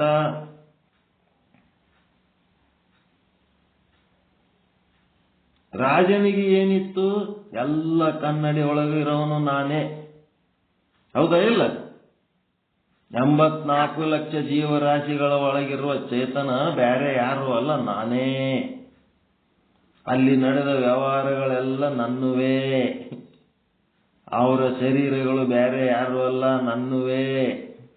ಎಲ್ಲ ಪಂಚಭೂತಗಳು ಒಂದೇ ಪಂಚಭೂತಗಳಿಂದ ಆದಂತ ಶರೀರಗಳು. ಅವರ ಆತ್ಮ, ಅವರ ಮನಸ್ಸು ಎಲ್ಲ ನನ್ನ ಬಿಟ್ಟು ಇಲ್ಲವೇ ಇಲ್ಲ, ನನ್ನ ಹಿಡ್ಕೊಂಡೇ ಎಲ್ಲ ಆದ ಅಂತವ. ಎಲ್ಲದರೊಳಗೂ ನಾನೇ ಅದೀನಿ ಅಂತ ತಿಳ್ಕೊಂಡವನಿಗೆ ಏನಾಗ್ಬಿಡ್ತು? ಸಂತೋಷ ಆಯ್ತು. ಈ ನಾಯಿಗೇನಾಯ್ತು? ಅಲ್ಲಿ ಕಂಡ ನಾಯಿಗಳೇ ಬೇರೆ, ತಾನೇ ಬೇರೆ. ತಾನೇ ಬೇರೆ, ಅಲ್ಲಿ ಕನ್ನಡ ಕಾಣ ನಾಯಿನೇ ಬೇರೆ ಅಂತೇಳಿ ಭಿನ್ನ ಭಾವ ತಾಳಿದ್ದಕ್ಕ ಏನಾಯ್ತು? ಅದು ಒದರಾಡ್ಬೇಕಾಯ್ತು, ಜಗಳಾಡ್ಬೇಕಾಯ್ತು, ಒದರಿ ಒದರಿ ಒದರಿ ಬಿದ್ದು ಸಾಯ್ಬೇಕಾಯ್ತು. ಹಿಂಗಾಗಿ ಸತ್ಯವಸ್ತು ಬೇರೆ ಯಾರು ಅಲ್ಲ, ನಿಮ್ಮನ್ನು ಬಿಟ್ಟು ಏನೇನು ಇಲ್ಲ, ನೀವೇ ಎಲ್ಲ. ಹಿಂಗಾಗಿ ಇದನ್ನ ಯಾರು ಬಲ್ಲ ಅವರು ಮೋಕ್ಷ ಹೊಂದಿ, ಮೋಕ್ಷದ ಆನಂದ ಹೊಂದಿ. ಮೋಕ್ಷದ ಆನಂದ ಹೊಂದದೇ ಒಂದು ಗುರಿ ಅಲ್ಲ, ಅದಕ್ಕೂ ದಾಟಿ ಹೋಗ್ಬೇಕು. ಪರಮಾನಂದ ಪ್ರಾಪ್ತಿ, ಸರ್ವ ದುಃಖ ನಿವೃತ್ತಿ ಆಗಿ ಮೋಕ್ಷದ ಆನಂದ ಹೊಂದಿ ಅದೇ ಒಂದು ಆ ಲೆಕ್ಕಕ್ಕೆ ನೀವು ಅಷ್ಟು ಹೋಗಿ ನಿಂತರ ಅದ್ರ ಮುಂದಿನ ಅನುಭವ ಅದು ಬೇರೆನೇ ಇರ್ತದೆ. ಅದು ಹೇಳಕ್ಕ ಕೇಳಕ್ಕ ಬರಂಗಿಲ್ಲ. ಅದು ಏನಾರು ಹೇಳಿದ್ರೆ ಅದು ಲಿಮಿಟ್ ಆಗಿಬಿಡ್ತದೆ. ಆ ಲಿಮಿಟ್ ಆಗಿ ಮತ್ತೆ 75% ಪಾರಮಾರ್ಥಿಕ ಸತ್ಯಕ್ಕೆ ಬಂದು ಬೀಳ್ತದೆ. ನೀವೇನು ಹೇಳಿದ್ರು ಪಾರಮಾರ್ಥಿಕ ಸತ್ಯಕ್ಕೆ ಬಂದು ಬೀಳ್ತದೆ. ಪಾರಮಾರ್ಥಿಕ ಸತ್ಯದಿಂದ ಆಚೆ ಹೋಗಂತ ಒಂದು ಅನುಭವ ಅದು ಆದ ಅಂದ್ರೂ ಅದು 75%ಗೆ ನಿಲ್ತದೆ. ಬಯಲು ಹೋಗಿ ನಿರ್ಬಯಲು, ಆಕಾಶ ಬಯಲಿನೊಳಗದ, ಬಯಲು ಹೋಗಿದ್ಮೇಲೆ ಬಯಲಿಕ್ಕಿಂತ ದೊಡ್ಡದಿನ ನಿರ್ಬಯಲು. ಅಂತ ಒಂದು ದೊಡ್ಡದು.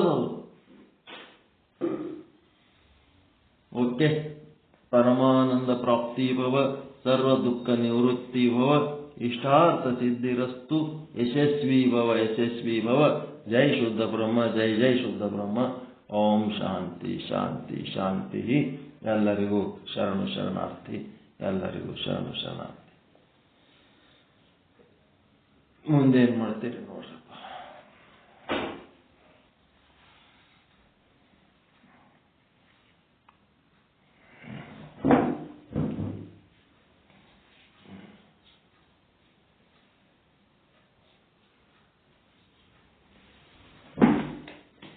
ಸಂಕ್ಷಿಪ್ತ ಮಂತ್ರ ಹೇಳಿ ಮುಗಿಸಿಬಿಡ್ರಿ.